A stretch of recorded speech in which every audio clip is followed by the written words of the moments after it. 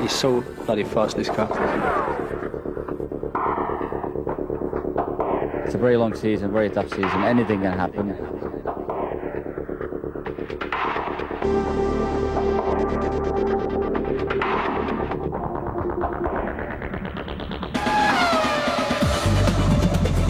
Come on, you can do it.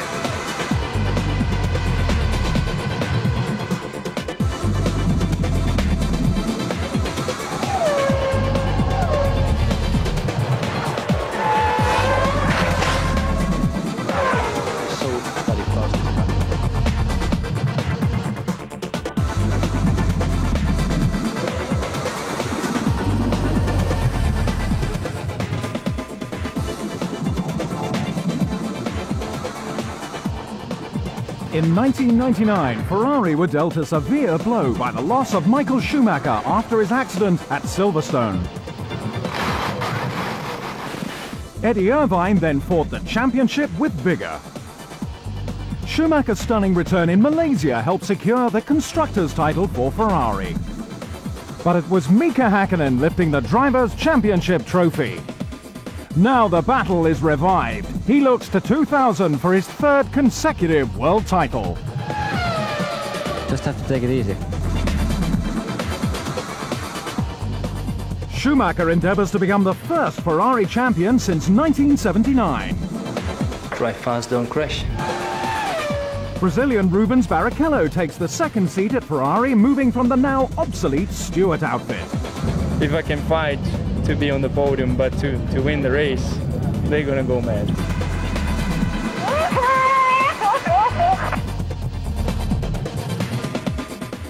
Eddie Irvine joins fledgling team Jaguar alongside Johnny Herbert. We will do it. And attracting major interest, Brit Jensen Button arrives at Williams BMW. We're gonna give it some large. Yeah. Go, go, go, go!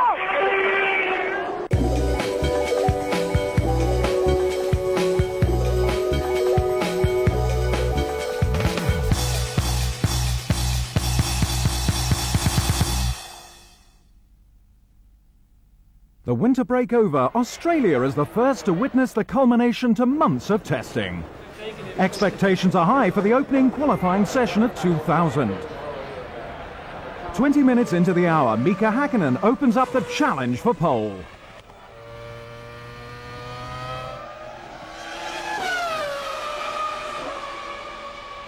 McLaren still look like the team to beat. A confident David Coulthard is also on the pace, yearning for his first world title this year. Michael Schumacher was equally as fast in the morning's practice and is eager to regain that speed in qualifying. New Ferrari driver Rubens Barrichello also responds to the McLaren's time until he makes a critical error. After smoothing out understeer problems, Hakkinen re-emerges a fraction faster than his teammate. Schumacher begins a lap in the closing stages. This is his last chance to gain pole. After a promising final run, Coulthard throws it all away at turn 15. The accident brings out red flags and ruins what may have been Schumacher's best lap. A delighted Mika Hakkinen escapes with pole position.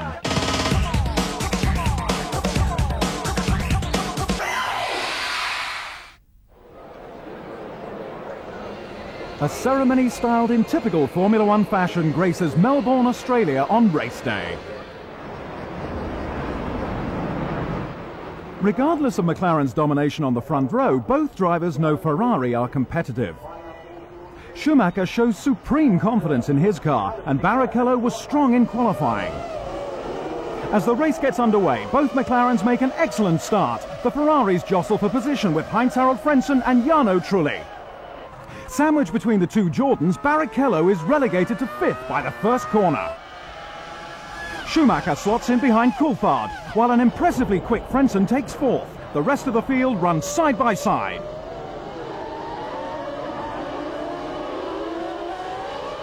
In Jaguar's debut race, Johnny Herbert's car is tipped off the track, although it's a clutch problem that causes his retirement after one lap.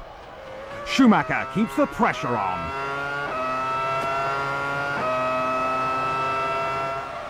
His pitboard reveals how close the German is to Coulthard. Competition from Frentzen is left behind as all three front-runners streak ahead. Overtaking opportunities are few and far between at Albert Park. Pedro de la Rosa puts a good move on Irvine at the end of lap 2. Unfortunately, the achievement is short-lived. 4 laps later, the Arrow suffers front suspension failure and hits the wall. Attempting to avoid the crash, Eddie Irvine loses control of his Jaguar, stalling in the spin. The safety car is brought out while the debris is cleared. It's a disappointing finish for the new team. The presence of the safety car puts a temporary halt to any overtaking.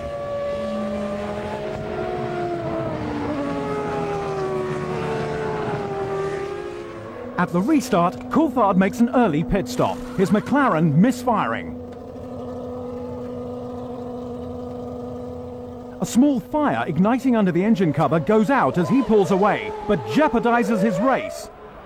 Mercedes Motorsport director Norbert Haug sees the Scot manage just a few corners before the car retires with pneumatic valve failure.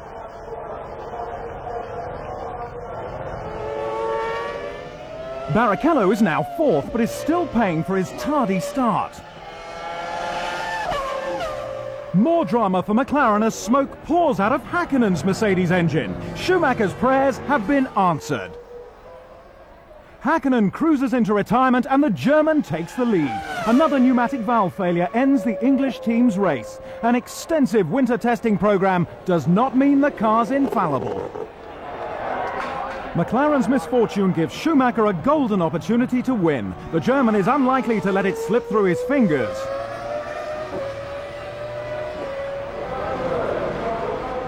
It seems only a well-executed pit stop is going to get Barrichello past Frentzen. The Brazilian will rely on master strategist Ross Brawn to help him leapfrog the Jordan. Trulli's race is over on lap 35. His Mugen Honda engine decides to blow in a big way. Jordan add to their disappointment 4 laps later, when a gear selection problem forces Frentzen out of the race. This frees up Barrichello, who becomes the quickest man on the track. On lap 45, the Ferrari debutant moves out of Schumacher's slipstream to take the lead, but all is not as it seems. The Brazilian has been switched to a 2-stop strategy. Schumacher moves up again. With both Jordans gone, Ross Brawn's tactic has cost Barrichello any chance of a win. Ralf Schumacher's 3rd place is a great start for Williams BMW. The Schumacher family looks set to monopolize the podium. Emotions are highly charged by Ferrari's 1-2 finish in the first race. The team finally seem ready to take on the mighty McLaren. Imagine how long we're in Ferrari. This is the 5th time we try to win this Australian Grand Prix and be competitive from the beginning of the season. Thanks really to the guys. They have done a fantastic job. I mean, not just the car is reliable, but it's so bloody fast, this car. I'm really, really delighted to drive this car. A win at Australia had eluded Schumacher throughout his career. Barrichello hasn't finished as high as 2nd since 1997. A good Ferrari debut for the Brazilian. The Australian Grand Prix was a bittersweet experience for Mika Salo. Having finished 6th, he was later disqualified. His Sauber's front wing end plates were 20 millimeters too close to the center line of the wheels. Yeah, well, it's disappointing because the points are never easy to get, so it would have been nice to keep them. Jenson Button was the center of attention at Albert Park. The youngest British driver to ever start a Grand Prix gave a strong performance and was on course for a points finish until his BMW engine failed. No, it's been a great race, starting in 21st and getting up to 6th.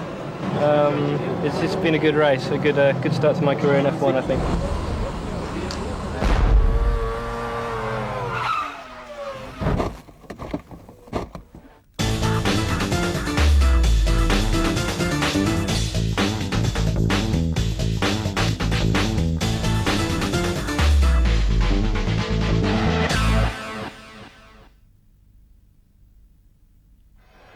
Brazilian Rubens Barrichello receives a warm welcome from Sao Paulo. For once, other top drivers are sharing the limelight. Barrichello ran second quickest to Häkkinen during the practice session, a performance he now improves on. Jarno Trulli also showed potential in practice, but he ends his first qualifying lap in the gravel, losing him precious time. There's no room for complacency in qualifying. Häkkinen feels a faster time is possible. Schumacher's comeback ends in some off-roading. The next car he sits in will be the spare. Turbulence from the cars creates a unique problem. Alesi is hit by a collapsed advertising hoarding, causing a temporary halt to proceedings. It's never over until it's over. So I think the important thing is just to be calm. You've got to look at highly motivated Barrichello, but Barrichello's only a tenth behind Michael, so Michael's more than capable of putting back the time. We've just got to be careful. Good advice from team boss Ron Dennis, but unexpected rain prevents any faster times being set. Mika can now relax.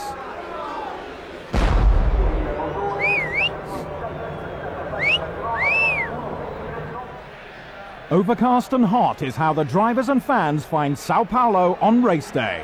Excitable Barrichello fans shake the circuit foundations, chanting and banging drums in honor of their Brazilian hero. The noise just serves to enhance the tension. McLaren drivers tie up the front row. Jaguar show promise with Irvine starting 6th. An empty garage marks Sauber's absence from the race. A problem first occurred in practice. A crash was caused by Saulo's rear wing becoming unfastened. Both drivers suffered similar incidents, resulting from the bumpy track. Sauber reluctantly withdrew from the race on safety grounds. As the lights dim, it's a good start for Häkkinen, who fights off the attentions of Schumacher. The German deprives Coulthard of second, who was slower off the grid. It's not the start McLaren needed. Both Ferraris are on two-stop strategies and are subsequently lighter on fuel. Schumacher doesn't waste time staring at Häkkinen's rear wing. He passes at the start of lap 2.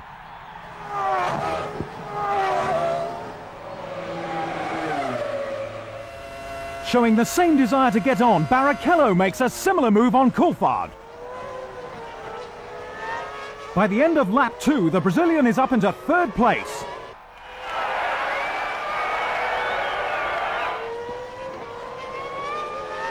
From 12th on the grid, Jarno Trulli carves through the field. He seems to have hooked up the Jordan better than his teammate Frentzen.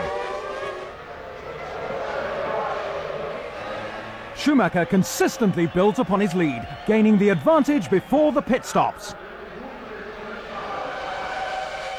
Trulli's qualifying problems are slowly being redeemed. Fisichella is next to be passed.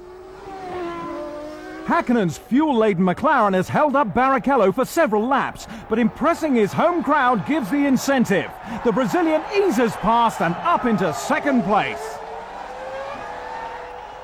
Mercedes power is no match for Ferrari today. Overestimating the Jaguar, Irvine crashes out from 6th, marking his 2nd retirement in as many races.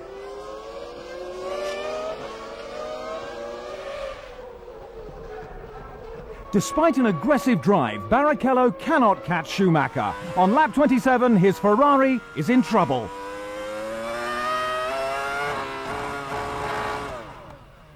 The car is crippled by hydraulic failure, destroying any chance of repeating Ferrari's Melbourne result.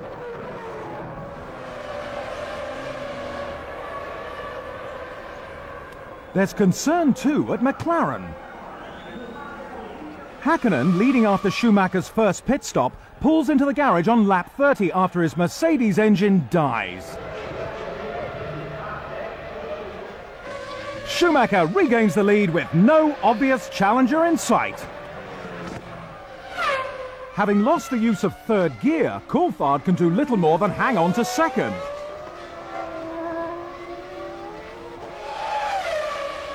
Flavio Briatore is a new face at Benetton, but he's not that unfamiliar.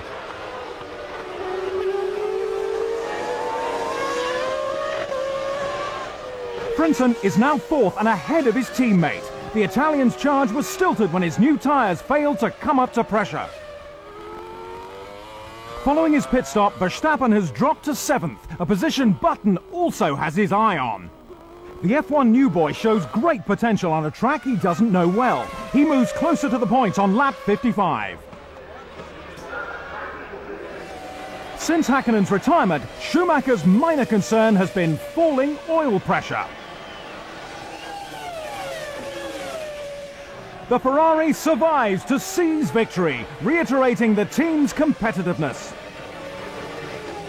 McLaren take Coulthard into second, but must rectify reliability problems if they are to beat Ferrari this year. Thanks, guys. You have done a great job. Yeah, well done again, Michael. Great job. It was quite entertaining. I mean, it doesn't happen too often that you have between the leaders a real fight and overtaking, so I enjoyed that. It was a long time ago. Michael Schumacher shows star qualities yet again. Fisichella scores Benetton's highest result since Canada 1999. After finishing second in the Brazilian Grand Prix, David Coulthard was disqualified. Stewards deemed the McLaren's front wing was 7 millimeters too low. Our defence was the nature of the circuit caused us to be outside the regulations. Clearly they didn't feel we had a strong enough case, so we have to live with that and make sure hopefully it doesn't happen again.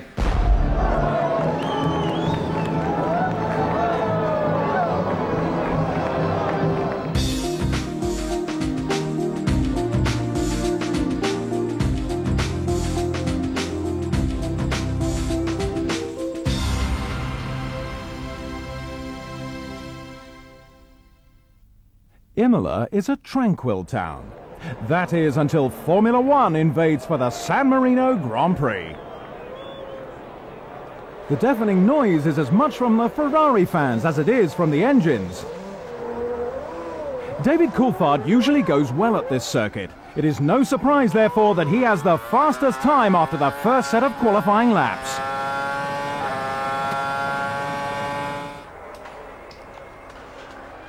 Mika Häkkinen attacks the corners and curbs. He's the only driver on soft compound tyres and is quicker through the sectors than Coulthard. In front of an adoring crowd, Michael Schumacher makes his final run.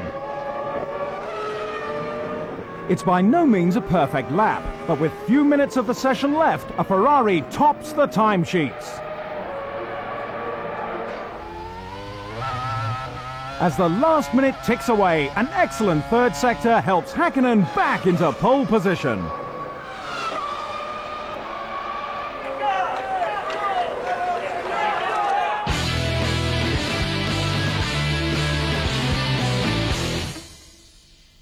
A red hue emanates from around the assembled Tifosi, all hoping for a Ferrari win, but Mika Häkkinen has other ideas.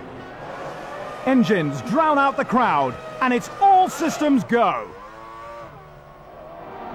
Schumacher veers in front of Coulthard to compensate for a sluggish start. Häkkinen pulls clear of the squabbling pack behind. Blocked by both Ferraris, Coulthard has to back off, surrendering his place to Barrichello.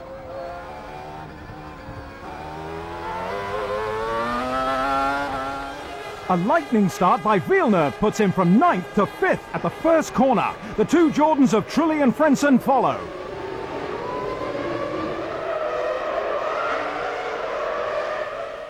Four laps later, one Jordan is already in the pits. Frentzen's car jams in 6th gear, forcing the German into early retirement. Eddie Jordan relies on Trulli for results, but he's hard pushed to find a way past Villeneuve. Barrichello defends against Coulthard, who's eager to get going. Michael steadily pursues Häkkinen, but positions look unlikely to change. With most cars running the same strategy and overtaking so difficult, more is required to get ahead. Häkkinen has a 4-second lead. In for his second pit stop, Villeneuve links up with the BAR crew. Outstanding teamwork sees them perform one of the fastest stops of the race. For the past 13 laps, the Canadian had been challenging Ralf Schumacher for 5th place. The German is now out of fuel and out of the race on lap 45. Having broken his crutch straps on the grid, Barrichello's drive may be uncomfortable, but it doesn't account for his lack of pace. An impatient Coulthard is still unable to pass. Hakkinen pits after a very short middle stint. His Mercedes engine has momentarily cut out on the track. His lead is down to 2 seconds. The McLaren's electronic glitch turns the race situation into Schumacher's favour, and he now has a chance to stay ahead. An opportunity also arises for Coulthard as he and Barrichello pit on the same lap.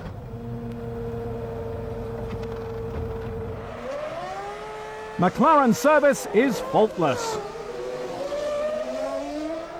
Although it's incredibly close, Coulthard squeezes in front of Rubens, finally taking 3rd place from the Ferrari.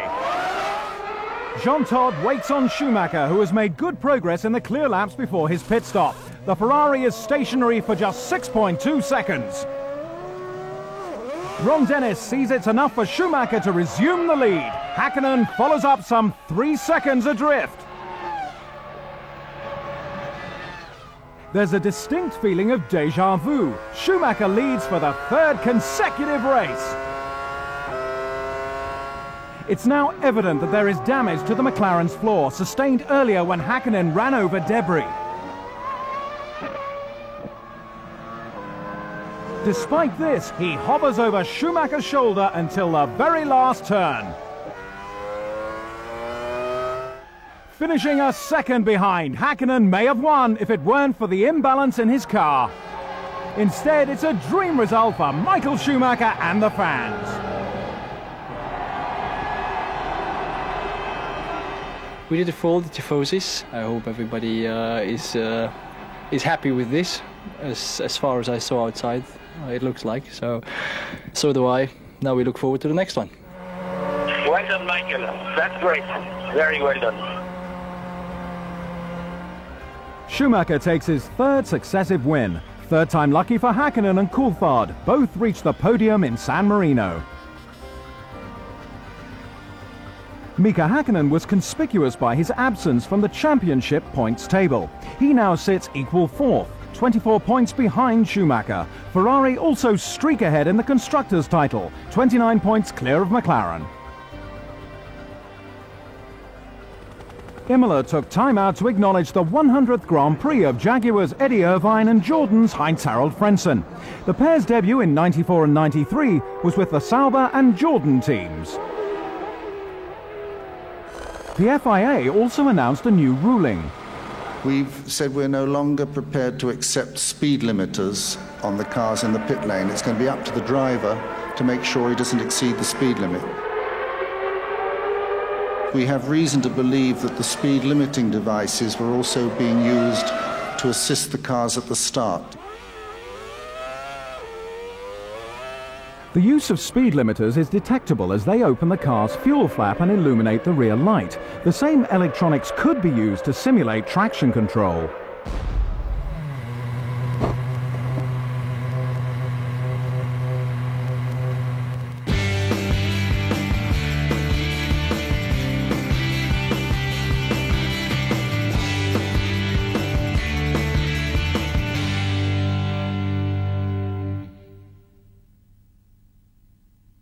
Formula One makes an earlier than usual call on Silverstone, which has been subject to persistent rain. Exceeding Williams' expectations so far this season, all eyes are on Jenson Button. His first appearance on home ground begins well. Rubens Barrichello puts in some early runs and temporarily holds pole. As the damp track rapidly dries, Schumacher bides his time. Jordan have made small aerodynamic changes to their cars, which seem to benefit Frentzen. In the dying minutes of qualifying, Barrichello snatches back pole position.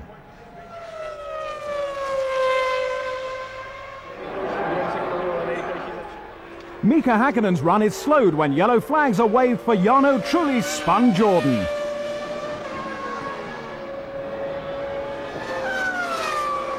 The Finn does not better third. Having waited so long for the best track conditions, Schumacher just fails to start another lap before the checkered flag. Ferrari's first 2000 pole belongs to Barrichello.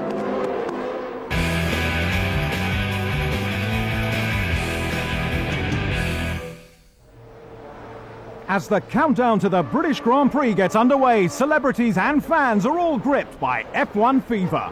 Some drivers find time for a smile before taking their positions in the unusual grid formation. The adrenaline gets pumping as the lights illuminate. At the cue, the cars jump into action. Michael Schumacher has a disastrous start from 5th. Button and Villeneuve both get past, and he's side by side with brother Ralph into Copse. A lackluster performance from the championship leader. Barrichello leads Frentzen, Coulthard, Häkkinen and Button. Ralf Schumacher, ahead of his brother, has also taken Villeneuve. Both Williams in the points marks the team's best performance this season. Try as he might, Michael Schumacher cannot find a way past Villeneuve's BAR and may have to sit it out until the pit stops. Barrichello gets a reminder of his narrow lead. Häkkinen runs wide as he struggles with understeer on the McLaren. Verstappen's Arrow suffers electronic failure, making him the first car to retire. As Frentzen comes in for a scheduled pit stop, he hands second place to David Coulthard, who is still out on the track.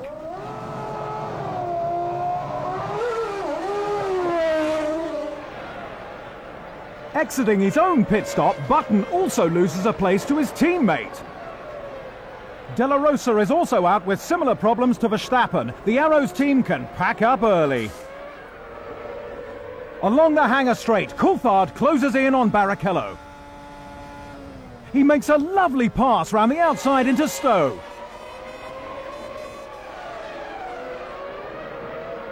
Häkkinen comes in on lap 31, his one and only stop of the race.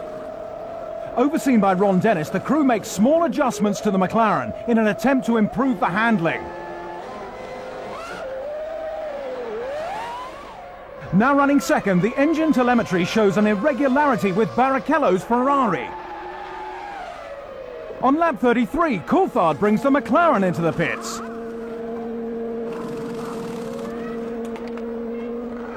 His 10-second stop hands the lead back to Barrichello. But 2 laps later, the Ferrari's engine momentarily cuts out mid-turn. As it kicks back into life, the car is put into a spin. Barrichello recovers, taking to the grass which is still waterlogged from the previous day's rain. His point-scoring potential looks bleak. When he does make it back to the pits, hydraulic failure spells the end of the Brazilian's race. Ferrari teammate Michael Schumacher takes over the lead. With clear track ahead of him, he sets some of the fastest laps of the race. Further back, Zonta makes a mistake at Stowe Corner. On lap 38, Schumacher is the last one-stopper into the pits. Although the teams get him away in 8.8 seconds, the German is passed in the pit lane, dropping him to 6th place. Eddie Jordan speaks with his driver Frentzen, who now takes over the ever-changing lead. In close formation behind Coulthard, Ralf Schumacher, Button and Häkkinen.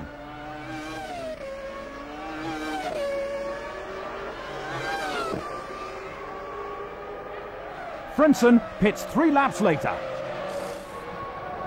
Jordan's 2-stop strategy denies him the lead.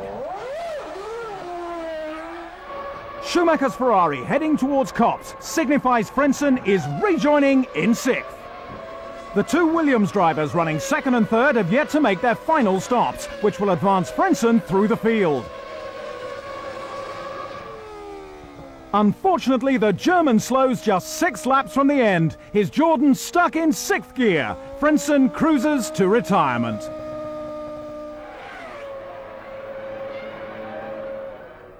Disappointment too for Jacques Villeneuve, whose car is halted by transmission failure. Mika Häkkinen keeps the pressure on Coulthard to the finish. But the Scot is first to cross the line. It's a proud moment for David. Victory is always sweeter on home ground. It's great for the team. They've got both cars, first and second. Obviously, I'm very happy for myself to win this race, to win it a second time, and you know, I'm really looking forward to the rest of the season.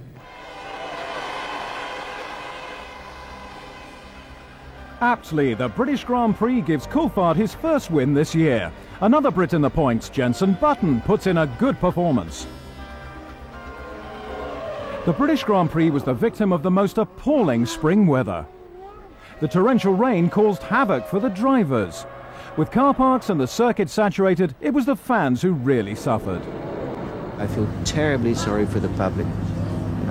For us, we're professionals. The promoter, that's the risk they take. But the public, they shouldn't be subjected to this. I feel desperately sorry for everybody. It's a horrible, horrible piece of British weather.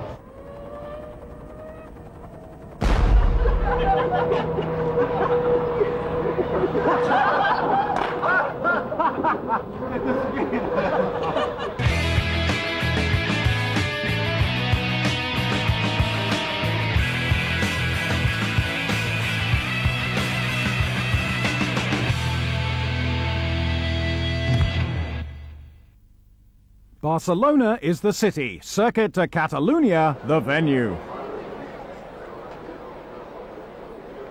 Spain gets a taste of Formula One. Jordan driver Heinz-Harald Frentzen is on track within 10 minutes of qualifying opening. His new lap time becomes the standard to beat. Williams technical director Patrick Head observes Ralf Schumacher's time through the sectors. He clocks up the fastest lap so far. Coulthard's McLaren is experiencing a fuel pressure problem. The Scot has to run with more fuel than normal. Fourth becomes his highest position. Nearly 20 minutes into the hour, Barrichello takes the advantage to Ferrari. Häkkinen may be lacking rear grip, but he also squeezes a pole time out of the McLaren. Michael Schumacher times his flying lap to perfection.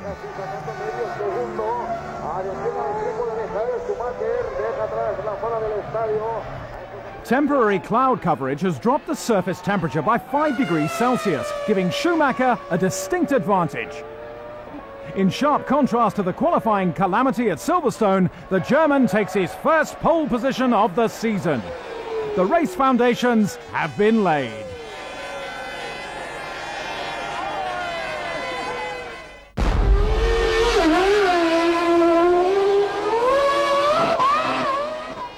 Sunday's conditions are warm and sunny, perfect for Formula One racing. A huge crowd prepares to watch 65 grueling laps of Catalunya. The technical nature of the track will make it a tough race for the drivers. Warm-ups complete and the lights are out. Schumacher applies a tried and tested tactic, veering into his rival's path. Häkkinen tries to outdrag the German into turn one. The Ferrari star stays in front. His brother moves into third from fifth on the grid. The former world champion leads from Häkkinen, Ralf Schumacher, Coulthard and Barrichello. Jean Alesi is struggling with a lack of rear-end grip, but it makes little difference as Pedro de la Rosa punts him off. Yet another retirement for Alain Prost's team. Michael Schumacher built up a comfortable lead over Häkkinen, and inspired Ralf Schumacher is routed to third. What's more, the Williams driver seems to have no problem keeping a determined Coulthard at bay.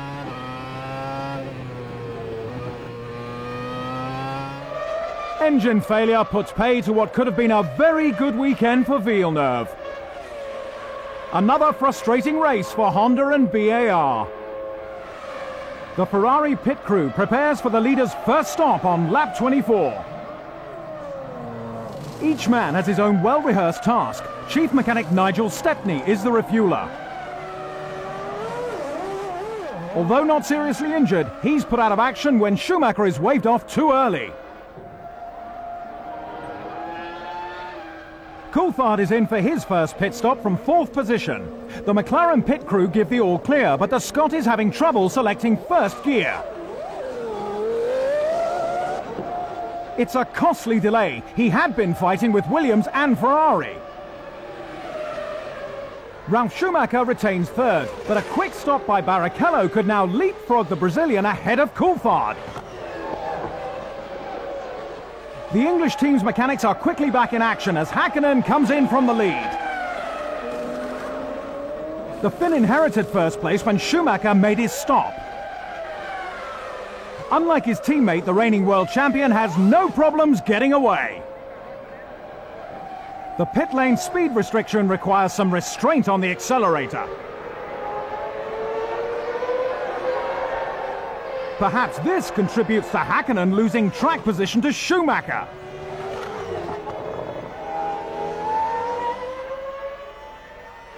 With more than half the race still to run, the Finn is not deterred. He sets about catching the Ferrari and piling on the pressure. Other interest comes from Rubens Barrichello and David Coulthard, who both want 3rd place off Ralf Schumacher. Catalunya doesn't offer many overtaking opportunities. More pit stops may resolve the battle.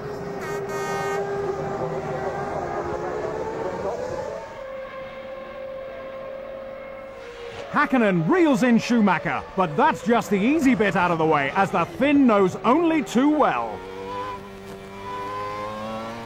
Lap 41. Ralf Schumacher and Barrichello complete their 2nd stops. Having pitted 1 lap earlier, Coulthard is to benefit. He moves up into 3rd place. Meanwhile, Schumacher and Häkkinen are heading towards their pit crews. Minus Nigel Stepney, Ferrari are under pressure. The substitute fuel man has trouble engaging his nozzle. McLaren mechanics perform an average stop. Mika takes the lead with ease. The significance of Stepney's absence is realized. Schumacher's race has been turned around. The German has got a lot of traffic in front of him and a fired-up David Coulthard behind.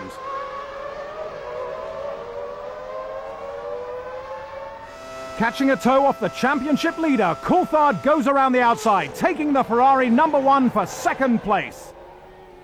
A great piece of driving by the Scot.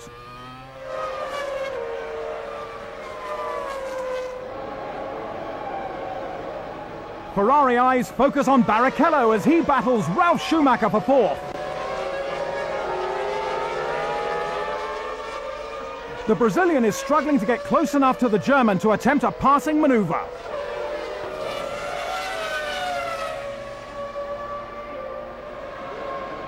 The Williams mechanics look on nervously as Ralf Schumacher catches up with his brother. The Ferrari driver has a slow puncture in his left rear tyre. Michael Schumacher makes life very difficult for his sibling, allowing Barrichello to close right up. He seizes the moment and moves into 3rd position. Fantastic teamwork from the Ferrari drivers. There's more misfortune for Williams as Jenson Button retires from 6th. BMW engine failure takes care of the Brit just 4 laps from the end. Mika Häkkinen rounds the final corner of the Spanish Grand Prix. The Finn takes the checkered flag to the satisfaction of his colleagues. I don't know how I could explain it, how pleased I am. I'm just over the moon, or how you say it.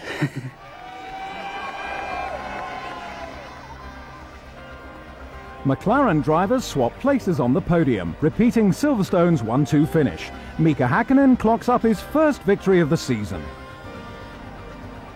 Häkkinen's win in Spain moves him up to 2nd in the Drivers' Championship table. He's still 14 points behind the leader, Michael Schumacher. David Coulthard survived a terrifying plane crash days before the Spanish race, but insisted it wouldn't affect his work. Well, as soon as I knew physically I was fine to drive the car, psychologically I have absolutely no problem with driving at this circuit and this race so soon after the accident. The Scot was reluctant to speak extensively about the crash in which 2 pilots lost their lives. McLaren bosses praised Coulthard's decision to race, saying his resolve was remarkable. Coulthard later admitted that taking to the track had worsened his injuries, 3 cracked ribs and torn muscles. But he fought on aggressively, finishing second to teammate Mika Häkkinen. I felt I was pretty focused before, but I feel a renewed focus and a renewed determination to get as much out of every day as possible. A lot of people ask how race drivers can do things like driving after a plane crash or a car accident. Must a race driver be mentally something very special? Well, they have no brain, so it's very simple.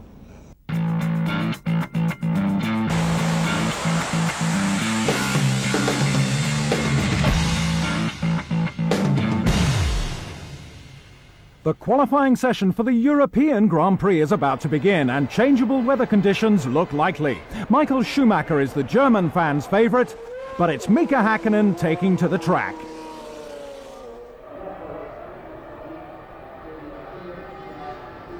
The Finn is unhappy with the McLaren setup and works hard for a good lap. Technical director Adrian Newey is also concerned. David Coulthard, on the other hand, is pleased with the balance of his car, and it shows as he moves into a potential pole position. Michael Schumacher, the early pole sitter, makes a mistake at the Dunlop curve. This doesn't improve his chances of stealing back the top slot. Showers now look imminent. John Alesi gets out of shape, leaving the Prost crew with some repair work later. Rain disrupts the last 30 minutes of the session and no more quick times are placed. David Coulthard takes his first pole position for nearly 2 years.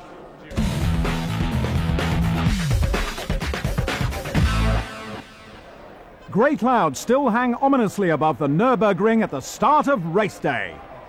But stormy weather doesn't deter the crowd. Even the German Premier shows up. David Coulthard can expect a tough start with Schumacher alongside him on the grid. The cars wait for the lights.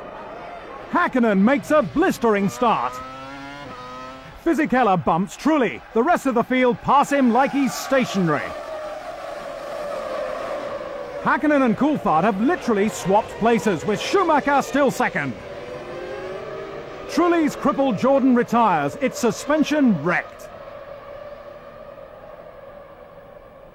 The first 10 cars run virtually nose to tail. Häkkinen tries to put some distance between himself and Schumacher. Lap 3 sees engine failure for Frentzen, the conclusion of a miserable weekend for Heinz. Both cars out spells disappointment for team boss Eddie Jordan. There's slight drizzle, but out in front it's still Häkkinen and Schumacher, pulling away from the rest of the field, although the track is visibly more slippery. It doesn't concern Schumacher. He excels in changeable weather and attacks into the chicane. A bold move which pays off on lap 11. The Ferraris run in sync as Barrichello makes a move of his own, this time to pass David Coulthard in the McLaren. Minardi's Marc Genet has problems resulting from an earlier spin. Diniz in the Sauber demonstrates the deteriorating track conditions.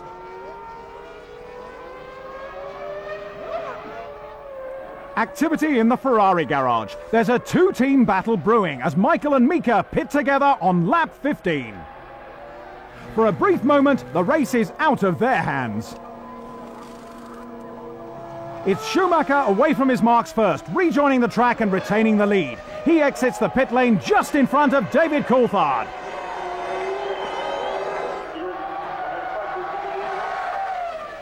The Finn now has his teammate ahead, but wastes no time rectifying the situation. Häkkinen lies second, back in pursuit of the Scarlet Ferrari. Jos Verstappen and Eddie Irvine fight it out for 6th place. The Jaguar driver not willing to concede a championship point. Irvine's gritty determination doesn't reward and claims Ralf Schumacher's Williams in the process. Irvine continues, but not for long.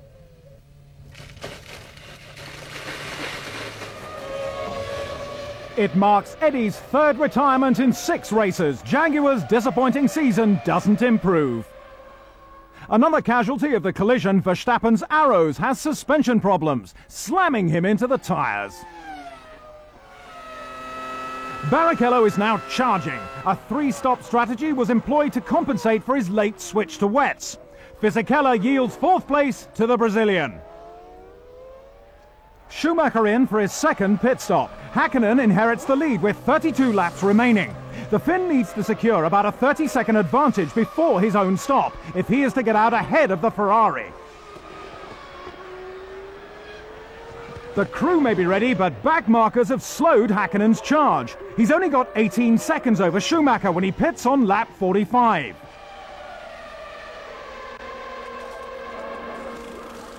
It isn't enough. The German passes the pit lane exit. Mika has it all to do. Valve problems spell the end for Villeneuve. On track, Williams and Jaguar scrap for 7th. Caught out in the poor visibility, young Jensen Button runs up the back of Herbert. His crew waits to replace the damaged nose, but with water in the electrics, the Williams has shut down. Wirtz attempts an optimistic move on Herbert. Johnny's bad luck continues, just 6 laps from the end. Michael Schumacher takes the final turn in the European Grand Prix, a race he controlled with ease. Mika Häkkinen is the only other driver to finish on the same lap.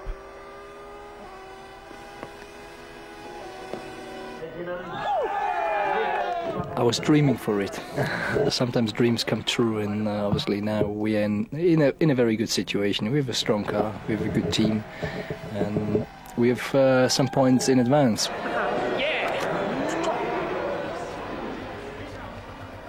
This race brings Schumacher's winning tally to 4. Pedro de la Rosa scores Arrow's first championship point of the season. Prost driver Nick Heidfeld achieved his best ever grid position. Although only 13th, he outqualified teammate Alesi. But it had all been in vain. The car weighed in 2 kilograms underweight. In this case, we have some new parts here this week, and they got the calculation wrong. The unfortunate Heidfeld was disqualified from the race. Jaguar driver Johnny Herbert made his 150th Grand Prix start, 11 years after his first season with Benetton. It feels like years, I have to say. It feels a long time, but it's good that I suppose that I've been able to do that many Grand Prix. Life with his current team isn't always easy. The cars have experienced difficulties in their first season. Sometimes Johnny's even had to push.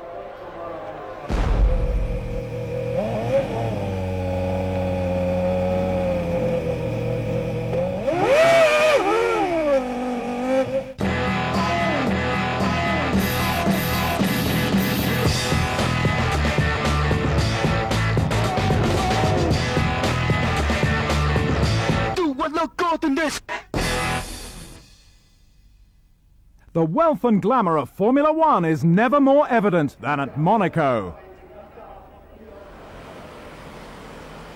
In front of the world's media, the sports stars prepare for qualifying. David Coulthard, a podium finisher in the last 4 races, was the fastest in practice. The Jordan team, opting for extra soft tyres, surprise everyone with their speed. Challenging Trulli's time, Coulthard runs 1/10 of a second quicker to take provisional pole.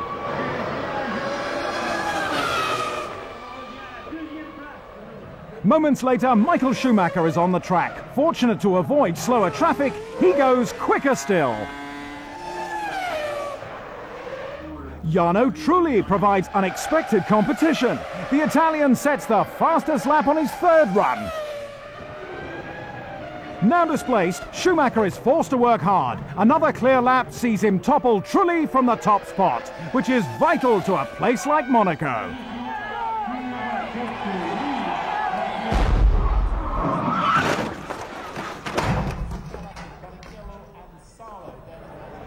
Here at last is the jewel in F1's crown, the Grand Prix which most drivers aspire to win. Boris Becker offers tips on tennis before the McLaren duo prepare to race.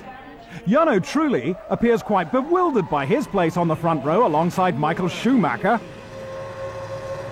As the race gets underway, the top 5 drivers maintain their grid positions. Frentzen separates Coulthard in 3rd from Häkkinen in 5th. Into Old Station hairpin, Jenson Button meets the arrows of De La Rosa. Despite the number of cars involved, only Button and De La Rosa have damage. The race is stopped on the opening lap and there's work to be done before the restart. Okay, we'll put tyres on that we can start the race from the end of the pit lane, Gecki. Stranded drivers race back to the pits and line up on the grid once more. Schumacher has another perfect start. Ferrari leads. Trulli, Coulthard, Frentzen, Häkkinen, Ralf Schumacher and Alesi.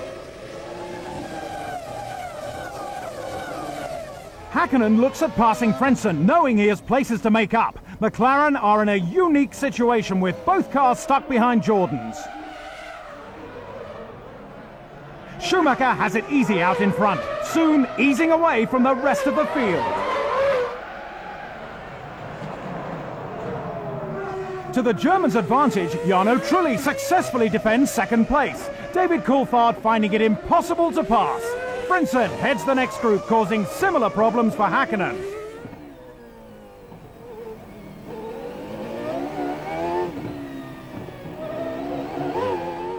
Schumacher, increasing his lead by around a second a lap, demonstrates his dominance on the narrow street circuit. Lap 35, Häkkinen begins to slow.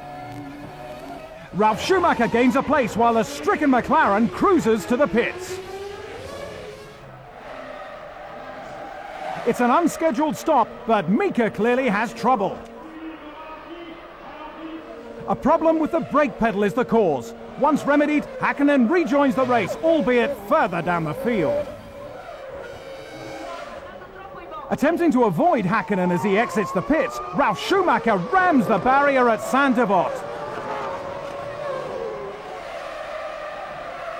Throwing immediate doubt on his presence in Canada, he hobbles away, having sustained a deep cut to his left leg. Jarno Trulli has driven well to keep David Coulthard at bay. Sadly, gearbox failure destroys the Italians' chances of a podium finish. Bitter disappointment for Jordan. Schumacher has now pulled out a considerable lead, but without the Jordan in his path, David Coulthard begins setting new fastest laps.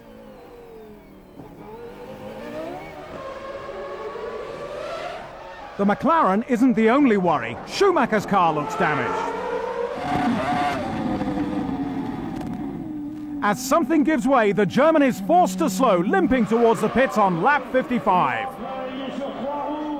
Unfortunately, the car is doomed. The suspension broken through overheating caused by a cracked exhaust. While David Coulthard takes over the lead, Häkkinen moves nearer to the points.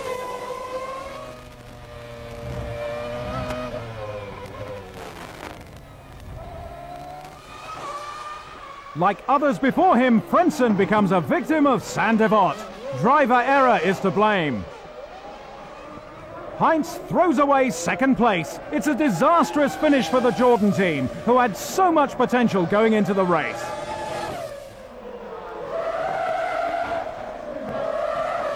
Barrichello benefits from Frentzen's retirement, with Fisichella close behind in 3rd. Some 20 seconds ahead, David Coulthard negotiates the final stages of the twisty street circuit. Winning at Monaco is a prestigious moment, and the Scot is a popular victor. I've benefited today from problems with Michael and with Jarno, but that's Monaco, and I've had my fair share of bad luck over the years, so I'm quite happy to take this win today.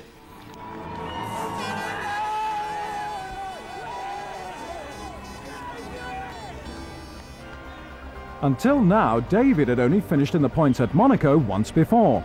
Häkkinen scraped 1 point at the end thanks to Frenzen's retirement. With this win, Coulthard moves above his teammate in the championship table, 12 points behind leader Michael Schumacher. McLaren are closing in on Ferrari for the Constructors' title. The gap narrows to just 5 points.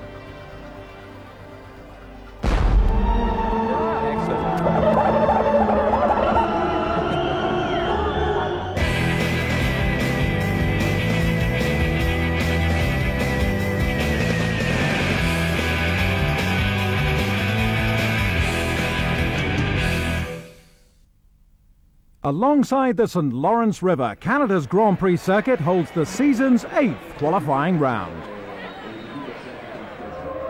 Schumacher and Häkkinen's desire for pole position is probably equalled by Jacques Villeneuve, who's on home ground.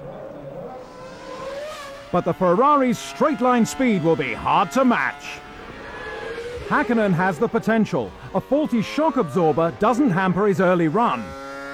Then Coulthard emerges as the man to beat him. Villeneuve is resolute and manages 6th position. McLaren lose out to Schumacher as pole is exchanged again. On his last flying lap, Coulthard goes quickest by 9/1000ths of a second. But McLaren barely have time to celebrate. Schumacher snatches pole position in the final moments. Well done, Michael. That was great. Fantastic effort.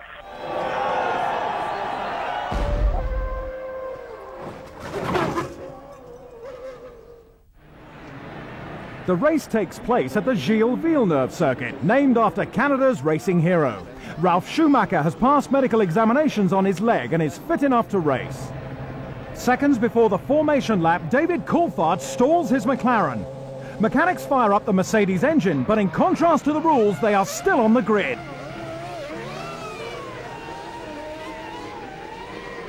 Uneasy glances fill the McLaren garage as they ponder the consequences. David falls into place alongside Michael and concentrates on the race. Using his uncompromising tactic, Schumacher slices across Coulthard's path and into the lead. Jacques Villeneuve makes an astonishing start, moving from 6th to 3rd. As the race gets underway, Eddie Irvine is left standing with a clutch problem. The positions settle down, leaving Häkkinen a disappointing 5th. Handling the arrows with confidence, Pedro de la Rosa moves into 6th. A lap and a half down, Irvine joins the race. Villeneuve slips back 3 seconds from the leaders, holding up faster cars like Barrichello and Häkkinen. Coulthard loses 2nd place. McLaren's starting grid drama incurs a 10-second stop-go penalty. After his setback, his race prospects look bleak. David finds himself down in 10th. His main threat removed, Schumacher is in a race of his own. Lap 25, Barrichello finally passes Villeneuve for 2nd at the hairpin. He begins pulling away with incredible pace. Around this time, the circuit gets a sprinkling of rain. Frentzen pits with concern over his brakes. Leave the rear tyres off, we need to look at the disc. Leave the rear tyres off, we need to look at the disc. He's forced into retirement on lap 32.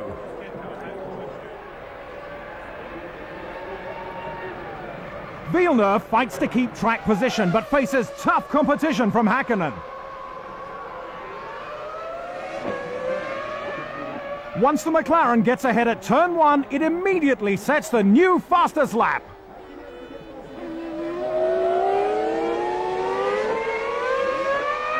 After making his first pit stop, Schumacher sees Häkkinen in his mirrors, but the Finn has yet to stop himself. Still clinging to 4th place, Villeneuve pits. He takes on new slicks just as the rain gets heavier. The track becomes more slippery as Schumacher pits on lap 45. He takes on wet tyres.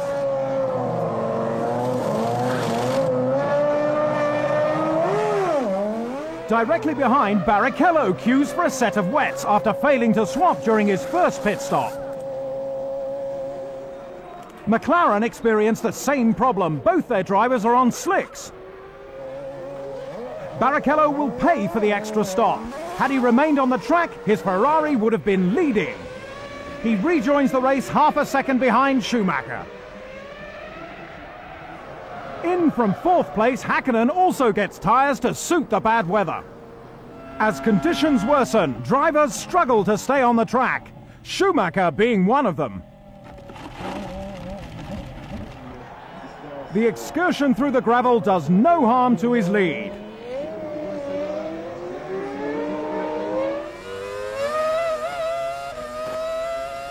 Lap 64, Villeneuve takes out Ralf Schumacher on the hairpin. A promising start for BAR ends in one swift move. Jacques apologises for the incident, which concludes a poor race for Williams BMW. Coulthard in 8th attacks Alex Wurz, who sustains damage to his front wing, but continues.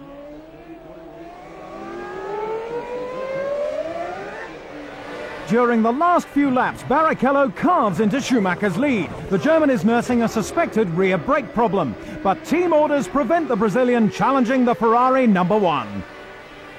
With barely a tenth of a second between them, it's a rewarding finish for team principal Jean Todt. Fisichella secures a superb third, while Mika Häkkinen settles for fourth.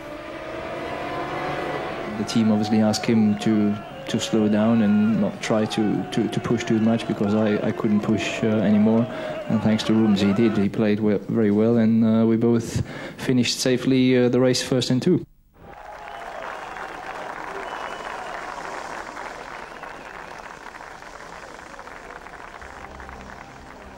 Second place is becoming familiar to Rubens Barrichello. Briatore pumps up Benetton, giving Fisichella another podium finish. Michael Schumacher has a comfortable 22-point lead in the championship. From position 4 downwards, there is no change from the last race.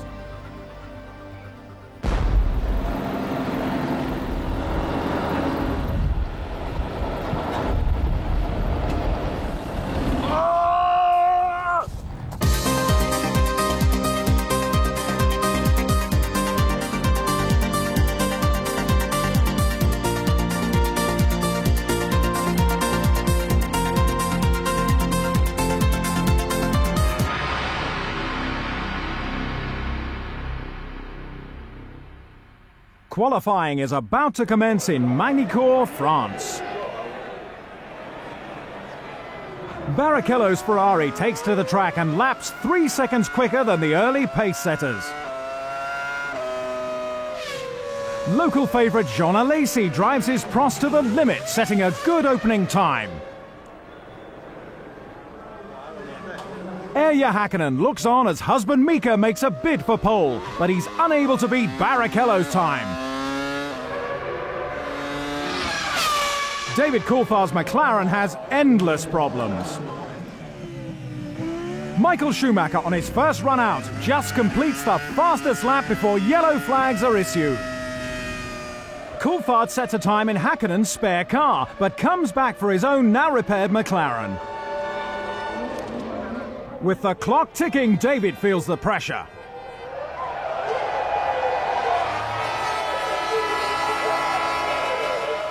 In the closing stages of the session, 3 men aim to beat Schumacher. Coulthard claims second fastest. Barrichello takes third on the grid. Häkkinen cannot improve his time and sits a surprising 4th.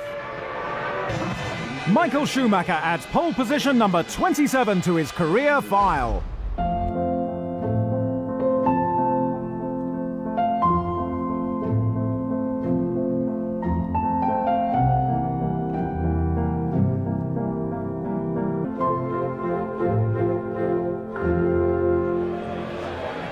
Magny-Cours is set to embrace the season's 9th race.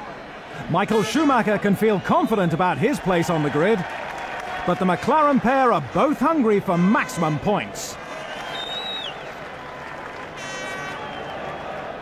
With just minutes to go, it's time to shut out the noise and find deep concentration. Cars away from the grid. Schumacher slices across the front of David Coulthard. He eases off the gas, which allows Barrichello through. The rest of the pack fall into position behind. Ferrari's first and second, McLaren third and fourth. Jacques Villeneuve moves from 7th to 5th and Frentzen up to 6th. Prost driver Nick Heidfeld puts teammate Jean Alesi into a spin on the Adelaide hairpin. Alesi recovers 4 places down. Coulthard lines up to attack Barrichello. Eventually getting the power down, he slides through in hot pursuit of the other Ferrari. Lap 24 and the race leader is into the pits. Coulthard, yet to make his first stop, takes control at the front.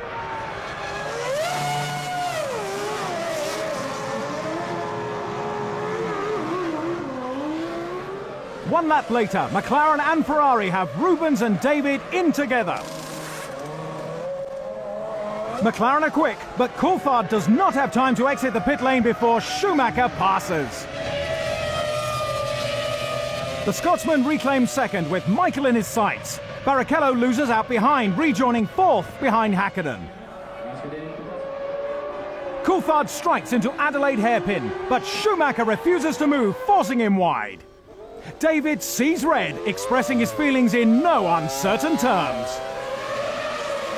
Jean Alesi, under attack from Wirtz, is also on a short fuse, but the failed move is at Benetton's cost. With 33 laps remaining, Ferrari still maintain the lead. Both McLarens are now breathing down Schumacher's neck. Driver and pit wall communication halts while Coulthard concentrates on his next move. He dives down the inside as Schumacher turns in. There's barely a hair's breadth between them. Their tyres brush, but David is through. Hakkinen also takes a look, but doesn't gamble with his points. Lap 43, the pit crew's battle resumes. Michael and Mika in together. More than just a pit stop, this is the fight for second place.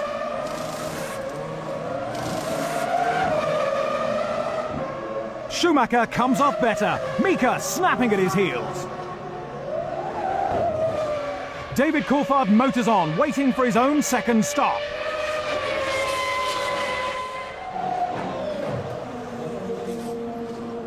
The McLaren team work to perfection. Schumacher pushes hard to steal back the lead, but Coulthard exits the pit lane in good time. After 4 laps in the Jordan's dirty air, Ralf Schumacher passes Jarno Trulli. The move puts him 6th, stressing the improvement of the Williams team. Hakkinen, threatening the Ferrari, receives an invitation to pass on lap 59, a rare opportunity which is seized on immediately. Moments later, shock in the Ferrari camp. The engine is blown on Michael Schumacher's car. Remembering David's problems in qualifying, the Scot is told to ease up. Neither McLaren nor Coulthard want to risk 10 championship points in the closing stages. Not all the action's at the front. Ralf Schumacher has reeled in Jacques Villeneuve in the BAR, but time is running out. As his crew wait to greet him, David Coulthard rounds off a superb drive to take victory for McLaren.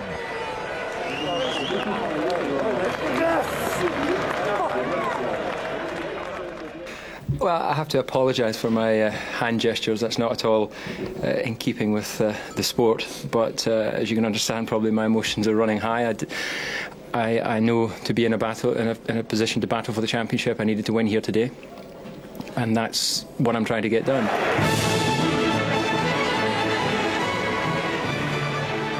David Coulthard takes his 3rd win, the highest number he has achieved in one season.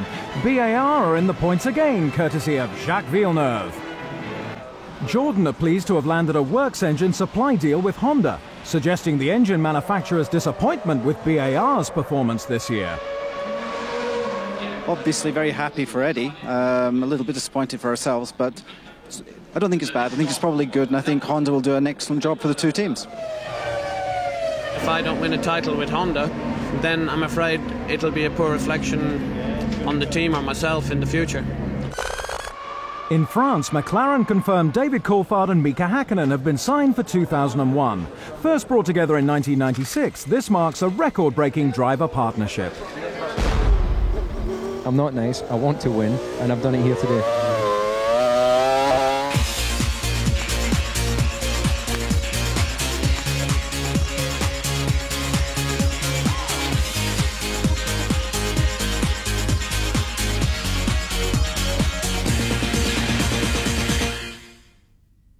Host to the Austrian Grand Prix since 1997, the A1 Ring prepares for F1 qualifying.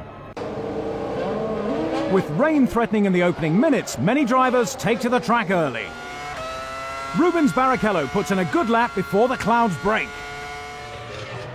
Teammate Schumacher is surprisingly slower. Exceeding the limits of the BAR, Jacques Villeneuve ruins a fast lap. Schumacher comes in for work. David Coulthard takes advantage of an empty track. Schumacher must watch and wait as main rival Häkkinen also clocks up a fast time. McLaren look quietly confident. Back on the track and feeling the pressure, Michael Schumacher makes a mistake.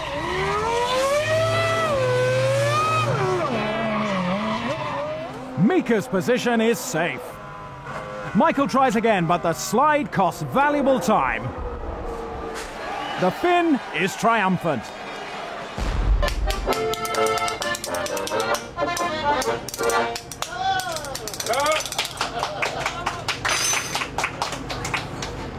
The serenity of the Styrian Mountains is about to be disrupted by the race. But there's always time for a bit of star spotting on the grid. Celebrities like Placido Domingo and Bryan Adams mingle with the F1 drivers.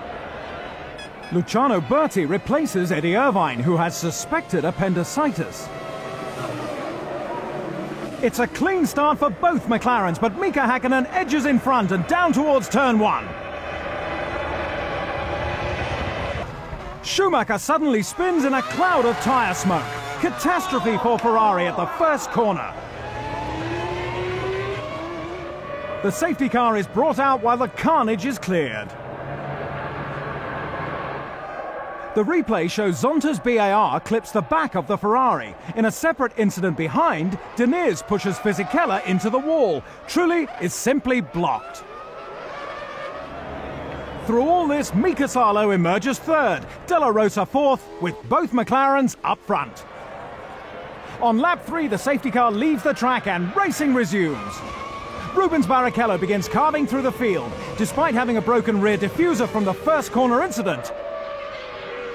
Just outside the points in 7th, Frentzen spins out dramatically, sliding on his own oil after a blown pipe. Both Jordans are out after just 4 laps. On lap 8, Barrichello passes Mika Salo, who's now 4th. Mika Häkkinen extends his lead, pulling away from the rest of the field at around half a second a lap. Even teammate Coulthard, with a slightly heavier fuel load, struggles to keep up with the Finn. Ricardo Zonta and Pedro Deniz are issued with stop-go penalties for their part in the first corner clash. Each car is held for 10 seconds by their crew. Pitboard instructions tell Mika to minimize the revs. There's no need to jeopardize the car while so far ahead.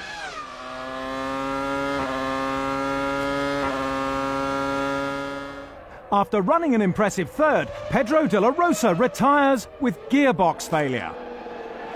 Häkkinen comes in for his one and only stop on lap 38. Meanwhile, David Coulthard takes over at the front, picking up the speed with a clear track ahead. 4 laps later, it's time for the Scots' own service. A flash of silver is Häkkinen's McLaren passing the pit lane. David fails to turn the positions around.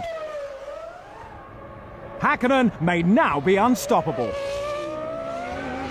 Dejected Ferrari put their hopes in Barrichello, now running as high as 3rd. Prost teammates Heidfeld and Alesi execute the perfect crime, taking each other off. Much to Alain's distress, it's not their first collision this season. Barrichello's late pit stop on lap 46 gives the crew a chance to assess the damaged Ferrari. They find there's little they can do. Likewise, the Brazilian's teammate can do little about his diminishing lead in the points. Young English driver Jenson Button runs 5th on lap 53. He recovers the Williams after a short detour off track and holds on to his position. The Honda engine in Zonta's BAR gives up 12 laps from the finish. It ends a miserable race for Ricciardo. A flawless drive from pole position to checkered flag. Mika Häkkinen turns into the last corner. Laying to rest rumours that he's lost his motivation, the Finn reminds everyone why he's the reigning world champion. Now, early on in the race, you received a shift rev sign from your pit. What was that? Basically, it means it's no point to rev the engine in the maximum RPM. So you don't have to take everything out of the engine.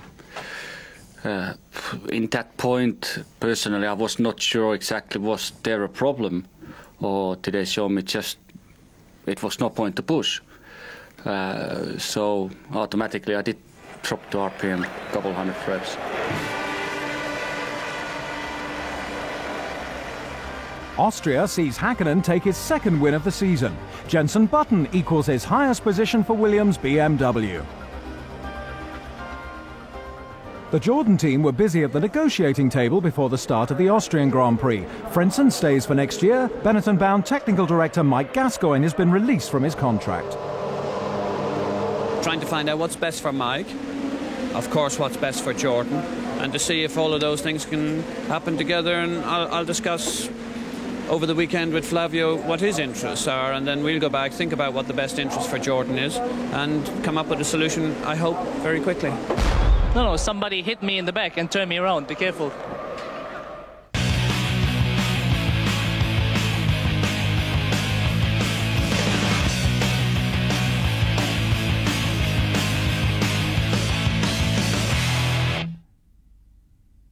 Rain is the word on everyone's lips in Hockenheim. Light showers have already dampened the circuit. Every car aims to set a quick time in the opening minutes.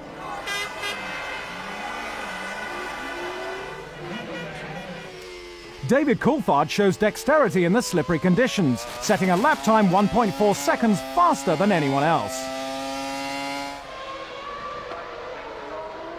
20 minutes into the session, Fisichella makes a superb effort in the Benetton. Position 2 at the moment.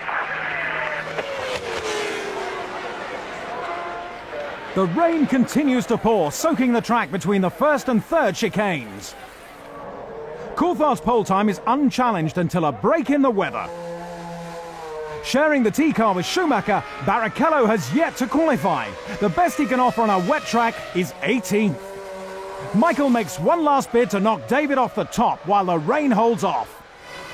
Although his time improves, the German only manages second, and pole sitter Coulthard takes the limelight.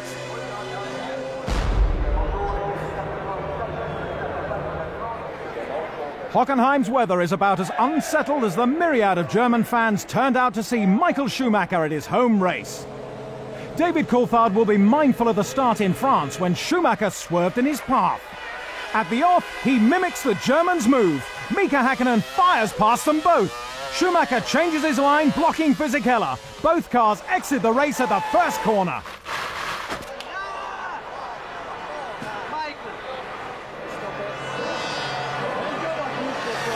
Häkkinen leads Coulthard and Trulli. From the back, Barrichello positively flies.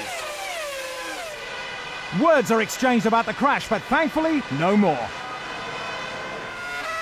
Utilising a car light on fuel, Barrichello tracks and attacks one car after another.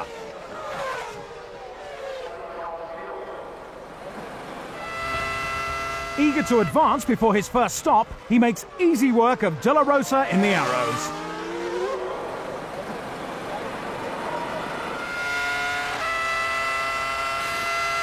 Finally, Trulli is conquered, placing Barrichello third on lap 15. The leaders will be harder to catch.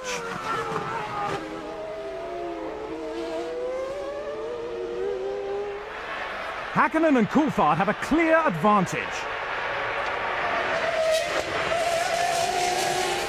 McLaren can barely believe their luck.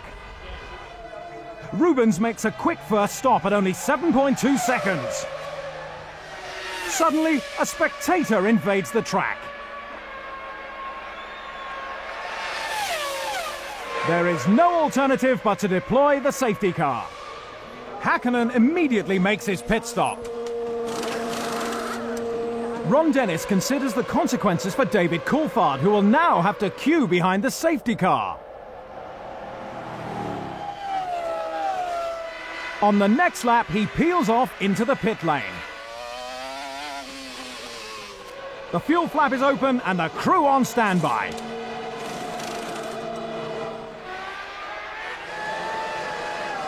David selects first gear and moves off his marks.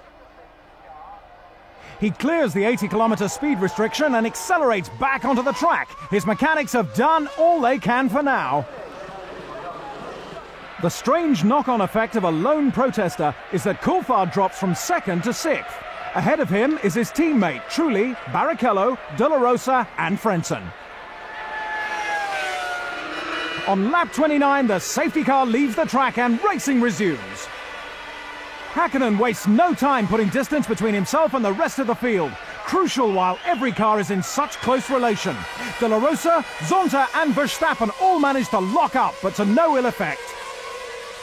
Attention again turns to Barrichello. He benefited from making his second stop when the safety car came out. Ahead is Trulli in second, but he will have to pit once more. Nudged by Deniz, Alesi plows into the barrier.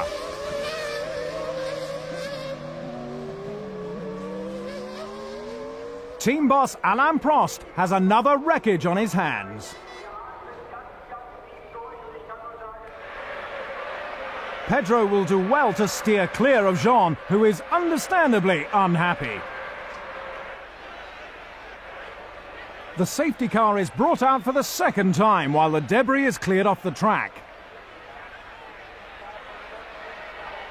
From the spectator's point of view, this can be incredibly dull, but the entertainment value may be rising. Eddie Jordan feels the first signs of rain.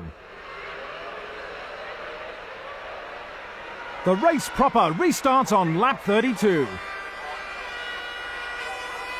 As all cars proceed along the pit straight, Wurtz's Benetton skids off, coming to a rest before making contact with car or barrier. Localized showers then hit the stadium end of the circuit. As Hockenheim is plagued by rain again, everyone shows caution. Ron Dennis takes stock of the situation. Mika Häkkinen opts for wet tyres, as does Jarno Trulli. Notably, Barrichello is one of the few to stay out. The pit lane is a sudden hive of activity. Häkkinen and Trulli, not wishing to gamble with the weather, lose their top positions. Barrichello is promoted to the front.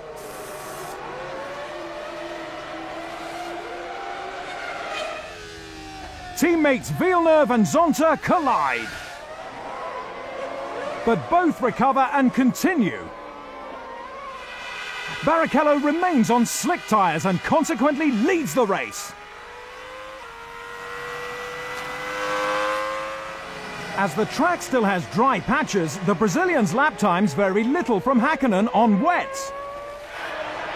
Frentzen is forced into retirement with electrical failure. It couldn't be more disappointing for the German, who was in line for a podium finish.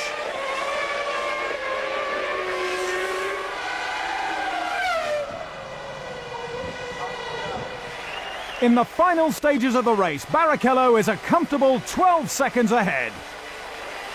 Taking the checkered flag is an overwhelming new experience for the likeable Brazilian. That was unbelievable.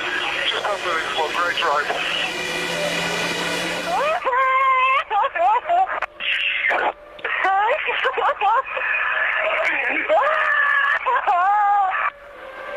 I was just thinking to myself, you know, that it has to be mine. I mean, yesterday was such a bad day, and it can be good. So let's make it as simple as possible. And I couldn't believe. I'm just, I can't believe my eyes.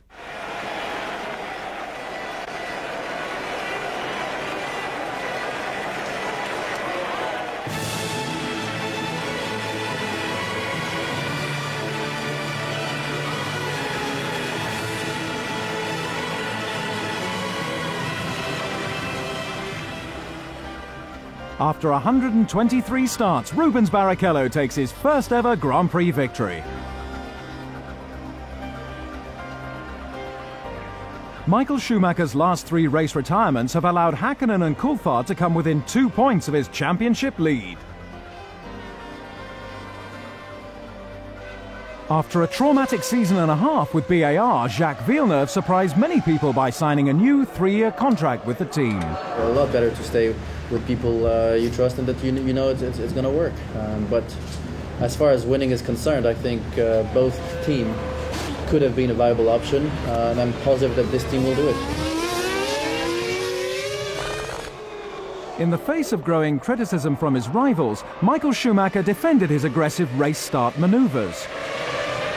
Don't put it like this, it's only me who is doing it, which is completely untrue. If you look through the field, you see many doing it. Huh? Yeah. And it happened to the same guys who now complain to me. They have done it in the past as well.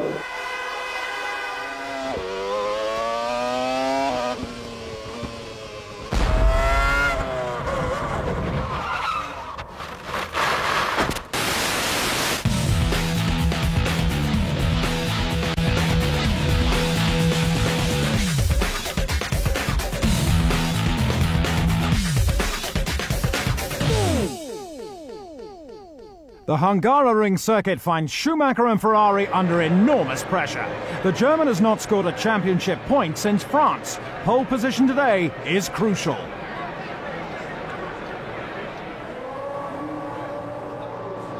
Mika Häkkinen looked to be struggling. The Finn is first out on the track and sets the pace. Arrows have greatly improved this season, but the slow corners will be a test for the orange cars.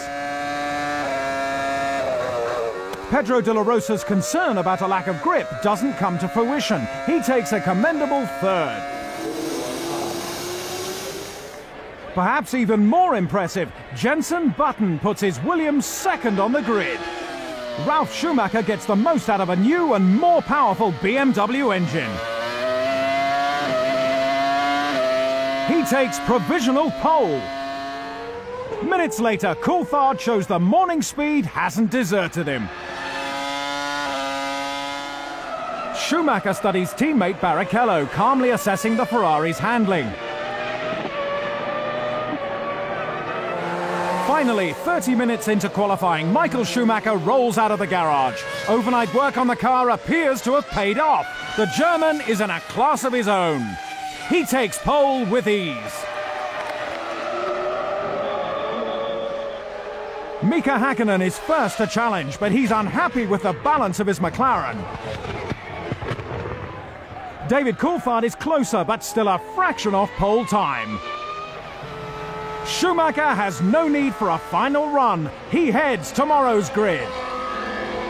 We felt confident coming here, and I hope we can be confident going away from here tomorrow. I think it's a matter of setup. You either be fast out the straight or you be fast in the stadium, one or the other. Mika Häkkinen is not short of support in Hungary, where the start is all important, but he'll find it tough from third on the grid. Drivers complete the warm-up lap and retake their positions for the start. 5 lights go out and the race begins. Schumacher hesitates. Häkkinen grabs the opportunity and dives down the inside. Ferrari have already lost the lead.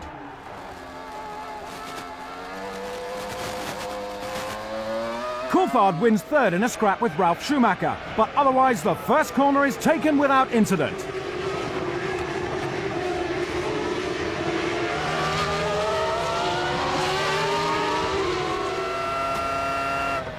Villeneuve passes De La Rosa for 20th place. Both are trailing after a previous collision resulted in a pit stop. Alesi's race is over when a suspension problem caused him to clip the pit lane wall. Fisichella is also in trouble with suspected brake problems. Lap 27, Michael Schumacher is the first front runner to pit. The first of 2 stops will temporarily knock him down from 2nd place.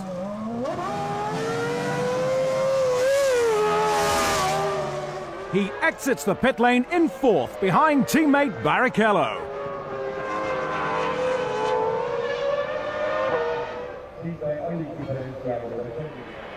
Rubens allows the German to pass and Schumacher accelerates away.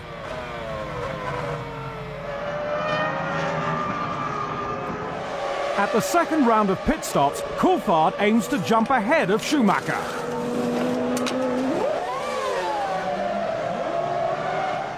As he sprints to the end of the pit lane, Michael just beats him to it. The lack of overtaking opportunities means McLaren must really put the pressure on.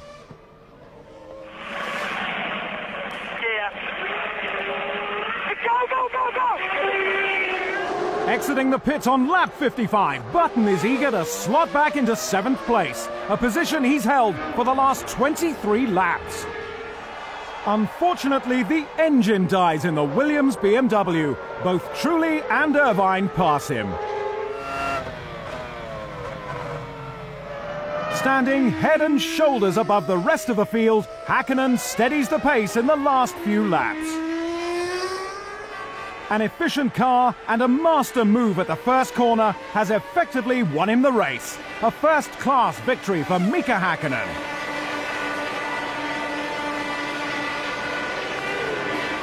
Thank you, guys. Given me 6 important points. The champagne!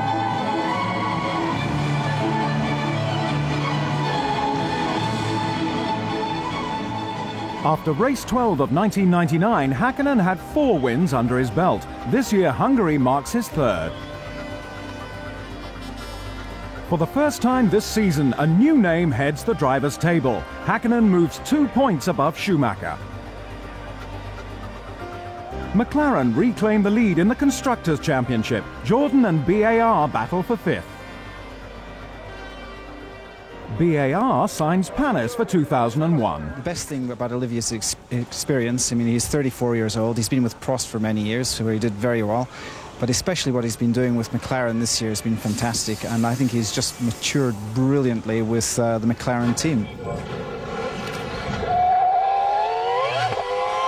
I'm very happy to come back for next year for the race. And the choice with BAR, I think, is very good choice. I'm very pleased to work with Jacques Villeneuve next year and the BAR team. I'm very happy. Giancarlo Fisichella is staying with Benetton for next season. It will be the young driver's 4th year with the Italian team. Mika, we know that you spend some time in holiday in Italy in the past. Is it a possibility to see you in the future more often in Italy, maybe in Maranello?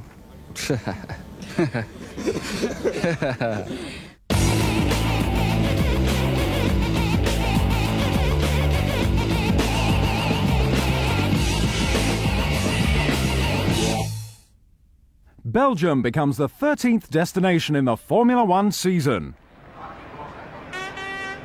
Many teams make major changes to the cars here to minimize the burden this circuit puts on their aerodynamics. The McLarens are well suited to the Spa circuit.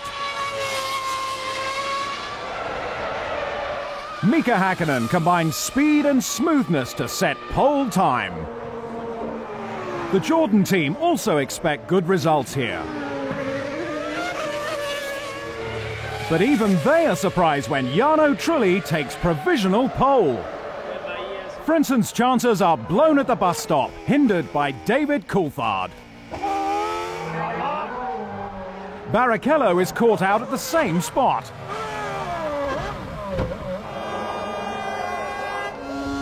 Causing the biggest stir of the afternoon, Jenson Button beats off stiff competition.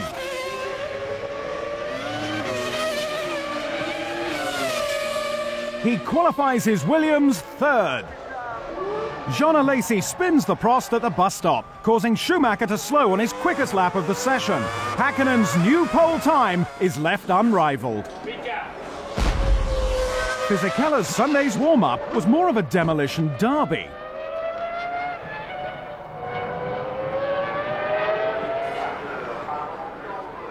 Practice days at Spa had ideal weather conditions. Now, as Sunday's race is due to start, mist and rain prevail over the circuit. McLaren took pole position by nearly a second over anyone else, but the unfamiliar faces of Jarno Trulli and Jenson Button surround them at the front of the grid. Usual tension building is abated by news that the start will take place under the safety car. This is seemingly at the driver's request due to the wet track conditions. Drivers weave back and forth trying to get warmth into the tyres. After one full lap, the safety car is brought in. Häkkinen begins to take advantage of his pole position and edges away from the Jordan. A tricky turn from a standing start, La Source is negotiated without incident. Drivers show caution in the fine spray, their visibility greatly reduced.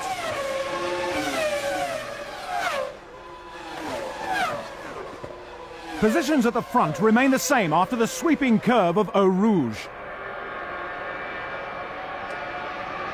At the beginning of lap 2, Michael Schumacher, who began fourth, begins putting the pressure on Jenson Button. David Coulthard tags on the back of the Ferrari, looking for his own overtaking opportunity. Before long, Schumacher is past the Williams.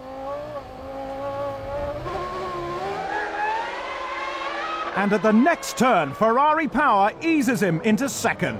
Button tries to capitalize on the move, but is lucky to continue as he shunts the Jordan out of the race.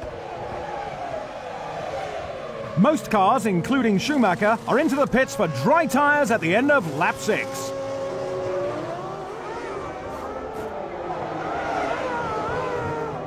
Häkkinen is the first McLaren in. Coulthard must wait another lap. Button's Williams also makes it to the pits.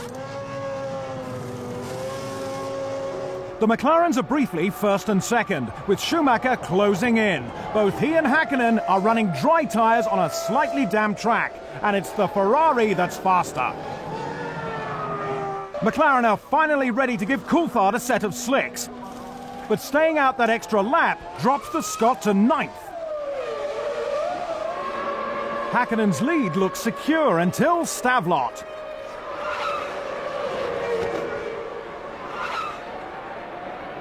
As the Finn recovers, Schumacher passes. The Ferrari pulls away at immense speed. The race could be decided, but Häkkinen's determination is not waning and he puts in a charge of his own.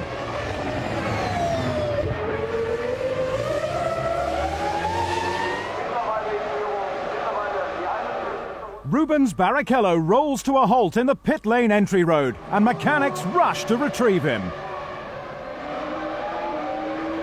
Fuel pressure problems signal his retirement. Häkkinen eats into Schumacher's lead with each passing lap. The Finn now stands a real chance of catching the Ferrari. With just 17 laps remaining, the two teams are in for a nail-biting finish. Häkkinen's attack on Schumacher comes at 190 miles per hour. They almost touch as Schumacher shuts the door.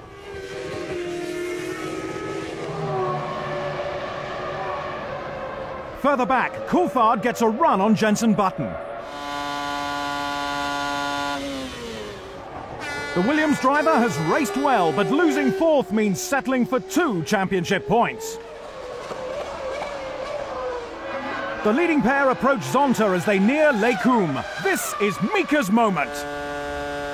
As Schumacher veers left, Häkkinen veers right, passing them both. It's an outstanding move and the whole McLaren camp are elated.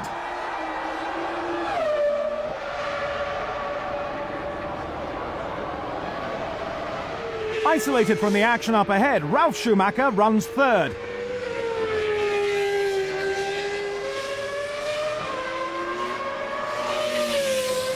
Hakkinen leaves the place buzzing after his overtaking manoeuvre. He takes it steady in the last 3 laps, but is soon waved to victory by the checkered flag. Ron Dennis is overwhelmed. Mika's sensational move will surely go down in history. I knew that way following Michael, you know, it's no point to try to follow him and then try to overtake him into the straight, because obviously he's not going to give me a room. It's correct? Yeah. So I took plan B and overtook the back marker, and at the same time overtook to Michael. And it was great overtaking maneuver, and I loved it. I'm not sure if the Michael did.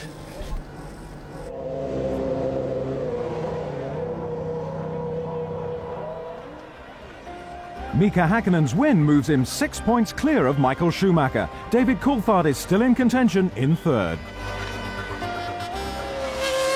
After a difficult debut season with French team Prost, it was confirmed that Nick Heidfeld has signed a 3-year contract with the Sauber team. Sauber are to lose current driver Mika Salo, who signed to fledgling Formula One team Toyota. The Finn said he wanted the chance to win. I've been racing for 7 years in Formula One and always for same positions, 5, 6 and 7, so I'm fed up with it. And Benetton get Button. I think it's a good opportunity with Benetton. Also Flavio now the ringleader. Yes.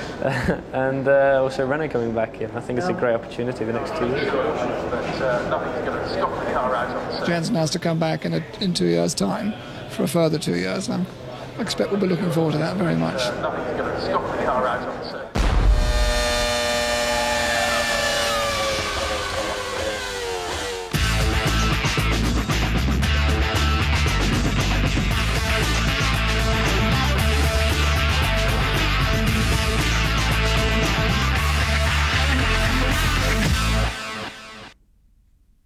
At Monza, attention immediately focuses on the new tight right-hander that is turn 1. It should make the race start interesting, but some drivers have other things on their mind. Qualifying is about to begin and the track is opened. Barrichello is sporting a rear wing slightly different from Schumacher's car. He runs fractionally quicker than his teammate. Häkkinen's best lap is still marginally shy of pole. The Finn complains of understeer. Matching Barrichello's wing setup, Schumacher tries to better his time. And succeeds! McLaren are still problem-solving. But Häkkinen's next flying lap shows they still haven't found the remedy. So far, we haven't had very often this occasion, and obviously we're very glad that we're back on the road.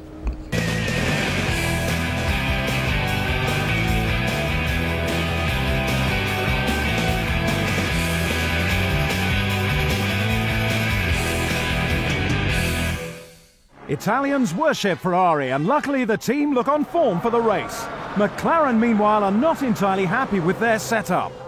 A scarlet wall faces Häkkinen. Schumacher dares him to have a go. At the start, most eyes are on Ferrari, but at the back, a Lacey has stalled. Häkkinen takes second off Barrichello as they all head towards the first corner.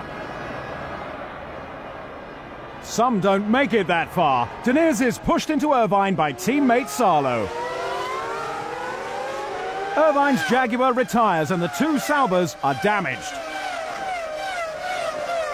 Schumacher stretches his lead oblivious. The race order begins to take shape. However, lap 1 is destined for Monza mayhem. Triggered by Frentzen, 4 cars are involved in the smash. Seconds later, De La Rosa somersaults into the chaos. A wasted opportunity for Trulli, whose temper rises as high as the dust. Surprisingly, the race is not red flagged, but it proceeds under caution. Coulthard and Trulli argue over who's going to sit in the front. The Scot is resigned to a quiet race. Barrichello just broods. Finally, the lights go out on the safety car. Immediately ahead of the restart, Button is caught out by Schumacher's pacing tactics and sudden braking.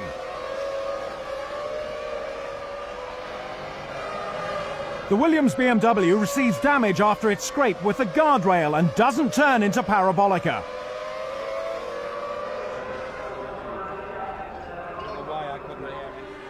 On lap 11, the safety car disappears and Michael Schumacher heads the field of 14. Now, a rare blend of teams.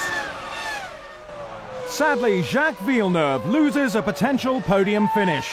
The BAR suffers electrical problems, causing the Canadian to retire from third. His teammate Ricardo Zonta provides the action on lap 21. Light on fuel, the BAR passes Verstappen, and the Brazilian moves into third. He pits 2 laps later for the first of 2 stops. By mid-race, the gap between Schumacher and Häkkinen has visibly grown. McLaren expected less tyre wear than Ferrari, which would have given an advantage. As it is, Häkkinen's running up to a second a lap slower than Schumacher. On lap 39, Michael is in for new tyres and fuel that will see him to the end of the race. The Ferrari's pit stop briefly hands the lead to McLaren, but after running 3 laps longer than Schumacher, Häkkinen also makes his one single stop. Second in the championship table, but first in the race, Schumacher looks unstoppable. Häkkinen can't mirror the Ferrari's performance, although he does break down the gap. The Tifosi dream is moments away from becoming reality as Schumacher completes the 53rd and final lap. He crosses the line first for the 6th time this season. Yeah, fantastic drive, Michael. Perfect. Fantastic drive. Well done.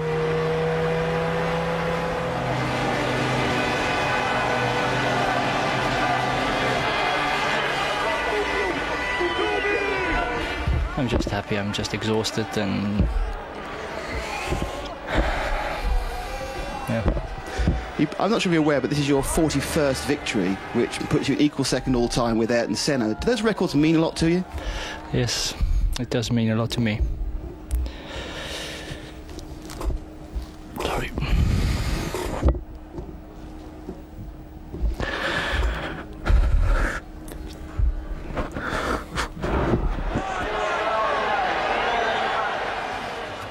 David Coulthard is now out of the championship race after failing to score in Monza. Schumacher revives his own title chances, moving within 2 points of Mika Häkkinen. The devastating accident at Monza's second chicane claimed the life of Fire Marshal Paolo Gislimberti. Despite receiving immediate medical attention, the Marshal died of injuries which he sustained when he was struck by debris. The only way really to feel sorry about everything there is to attend at the funeral and be there, give the relative the support.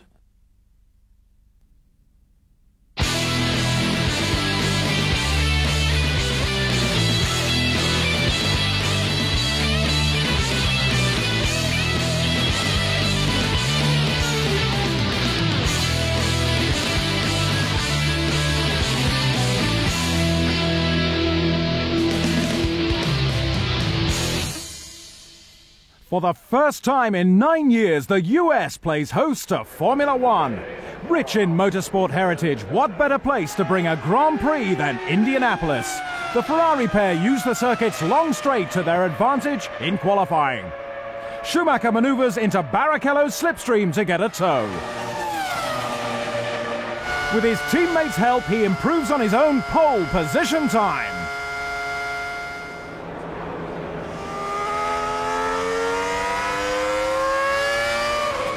Häkkinen makes his final attempt to get ahead. The Finn knocks Barrichello from the front row but fails to take pole by 0.2 of a second. David Coulthard still has a run left. The McLarens take a tip off Ferrari, causing anxiety in the garage. The Scot takes the second fastest time. The Indianapolis grid is resolved. Schumacher in pole.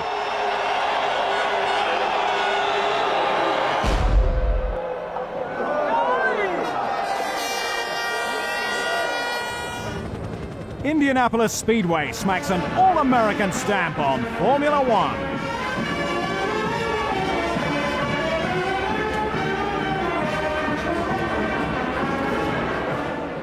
Headed by Schumacher, the grid is complete. All drivers try to anticipate the lights. They don't always get it right. David Coulthard undoubtedly jumped the start. Surely a matter for the stewards. In the meantime, he leads. Schumacher is second, then Häkkinen and Barrichello. Trulli lies fifth, then Button sixth. The young Englishman takes a run at Trulli early on. It's not the first time they've collided this season, and they both receive punctures. Jordan driver Trulli comes to a stop soon after the incident. Barrichello pits as the drying track calls for slick tyres. Many other drivers will follow suit. Race leader Coulthard tries to give Häkkinen an advantage by holding up Schumacher. But the German is not playing the game. Coulthard doesn't make it easy. But the Ferrari goes through and into the lead.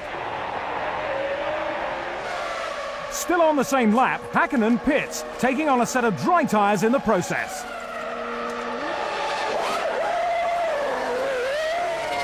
He rejoins fifth behind Mazzucane's Minardi.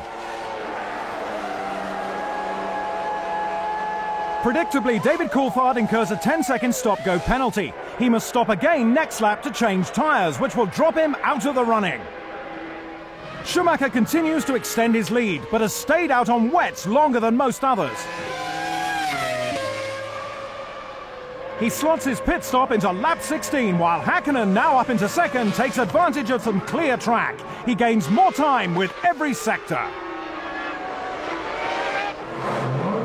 The middle of the race could be brewing some exciting action as Schumacher heads off to defend his position.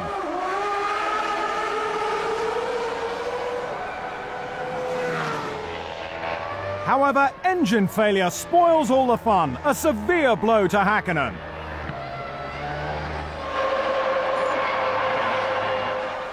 Now Schumacher only need finish fifth to overtake the Finn in the championship points table. An alternative battle develops later in the race. But Villeneuve hands his third place over to Barrichello. The BAR recovers and fights on. Rubens moves up into second after Frentzen pits and maintains the position through his own stop on lap 53.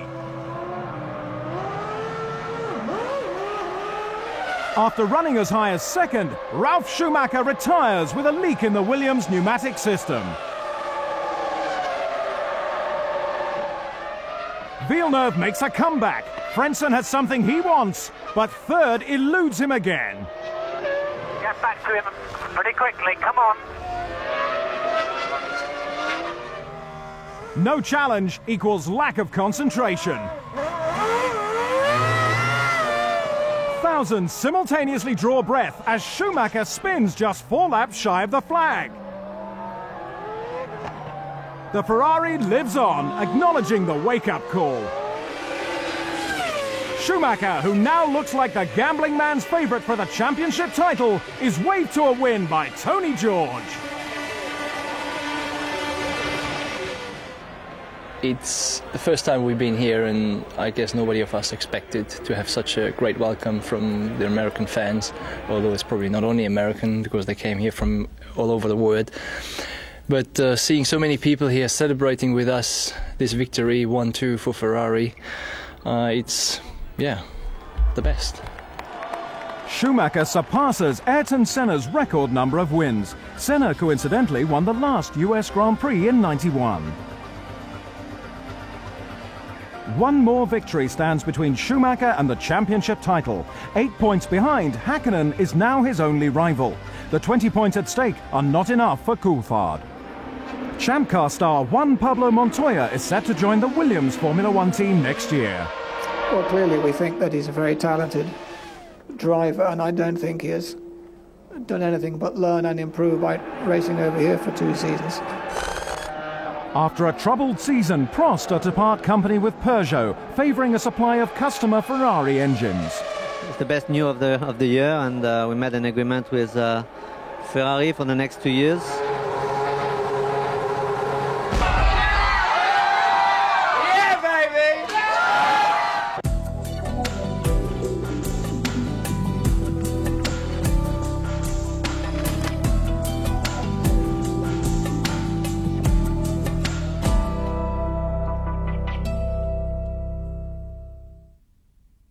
For Schumacher and Häkkinen, pole position at Suzuka will be the most important one they fight this season.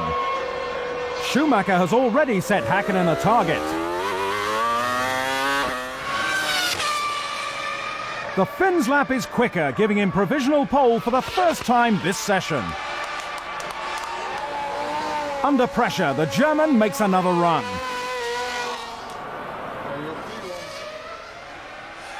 Pushing the Ferrari a little harder, using a bit more curb here and there, he lowers the lap time again.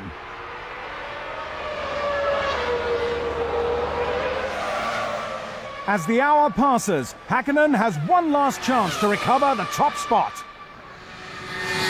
Through the first sector, he's up by 0.02 of a second, but he needs a faultless run to maintain it.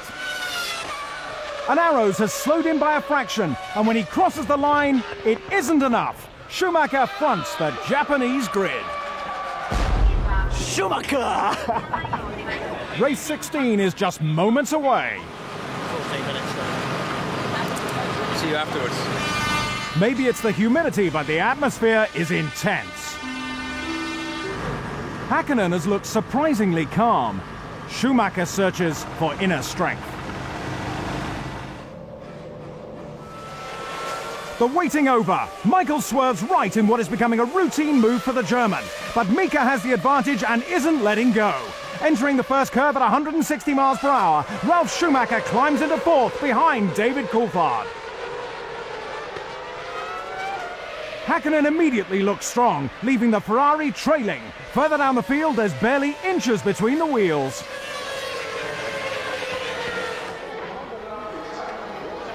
Car number 1 looks to be edging away.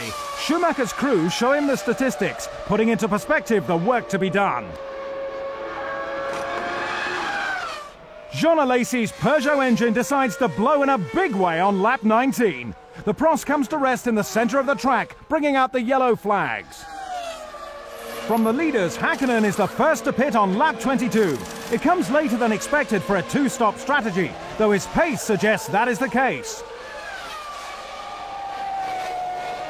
Schumacher approaches his own stop. The German's in-lap is around a second quicker than Häkkinen's. The Ferrari crew get to work on Michael's car. He's stationary for just 7.4 seconds. But pit stops haven't altered the race positions. Once Coulthard comes in on lap 24, Häkkinen will once again lead the race. Schumacher is some 2.4 seconds adrift.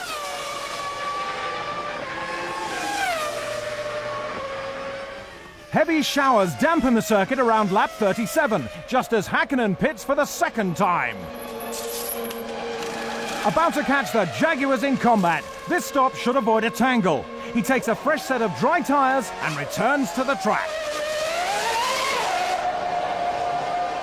Unfortunately, Mika runs straight up to De La Rosa. The Arrows is frustratingly slow through the corners. Häkkinen loses precious time until Pedro peels off into the pit lane. All the while, Schumacher puts in some extremely swift laps. Heavy with fuel, Alex Wirtz finds the Benetton's handling is terrible.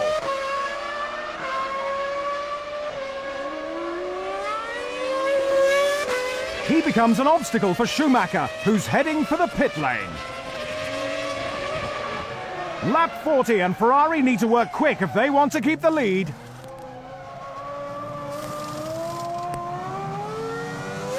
It's an outstanding stop, the quickest of the race.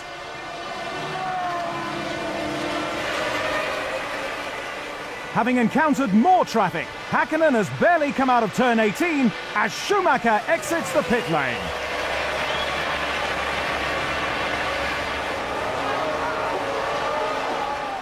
There's now only 13 laps remaining and rain to contend with. Häkkinen, clamped in second, senses an opportunity in the final laps as Schumacher backs off. In reality, though, the German was never going to concede his most historic win. It's been a long time coming, but Ferrari have finally spawned another world champion.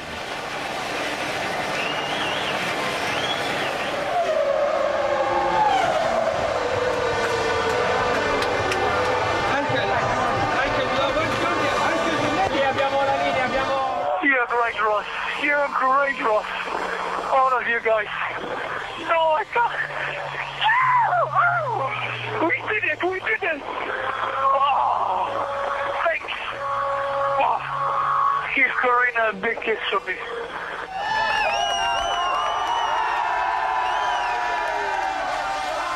It's difficult to find proper words for such feeling. I mean, there was such an outbreak of emotion initially when I crossed the line. I mean, this conditions were difficult today.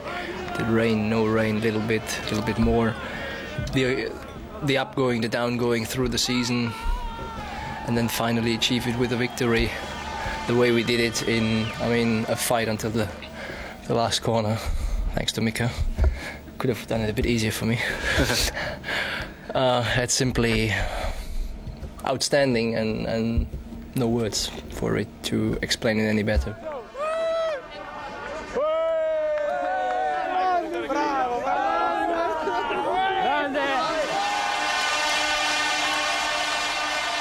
Michael Schumacher takes his third win in a row, mirroring the start of the season. Winner of Japan for the last 2 years, Häkkinen settles for second.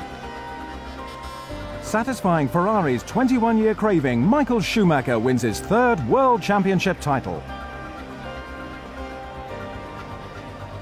Ferrari requires a fourth-place finish in Malaysia to beat McLaren in the Constructors' Championship.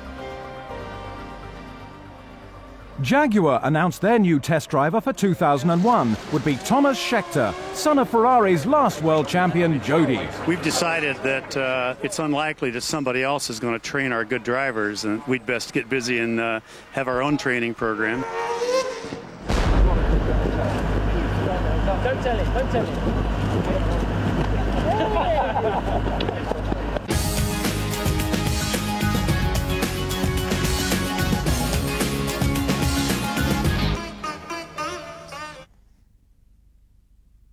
Michael Schumacher may have won the Drivers' Championship battle in Japan, but pole position in Malaysia will be fought with as much intent.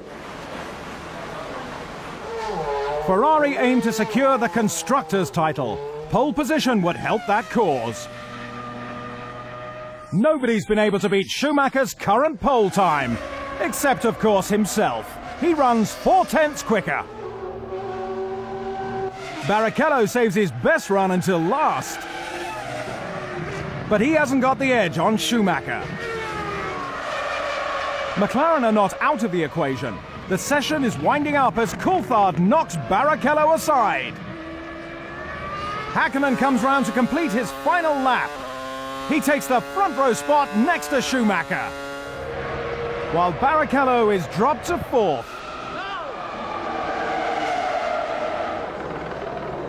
The race is long, we know we have a good car, and let's see what happens.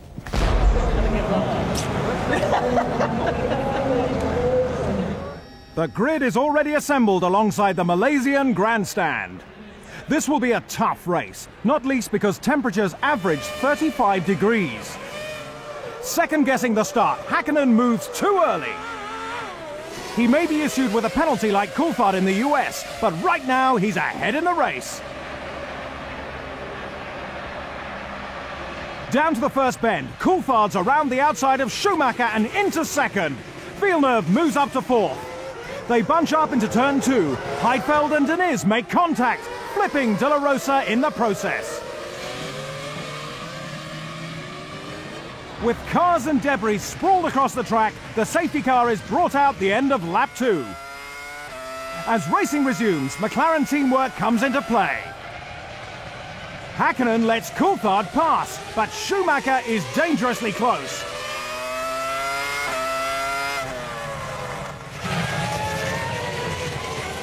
Before he knows it, the Finn is moving backwards through the field. Schumacher takes second, Barrichello third.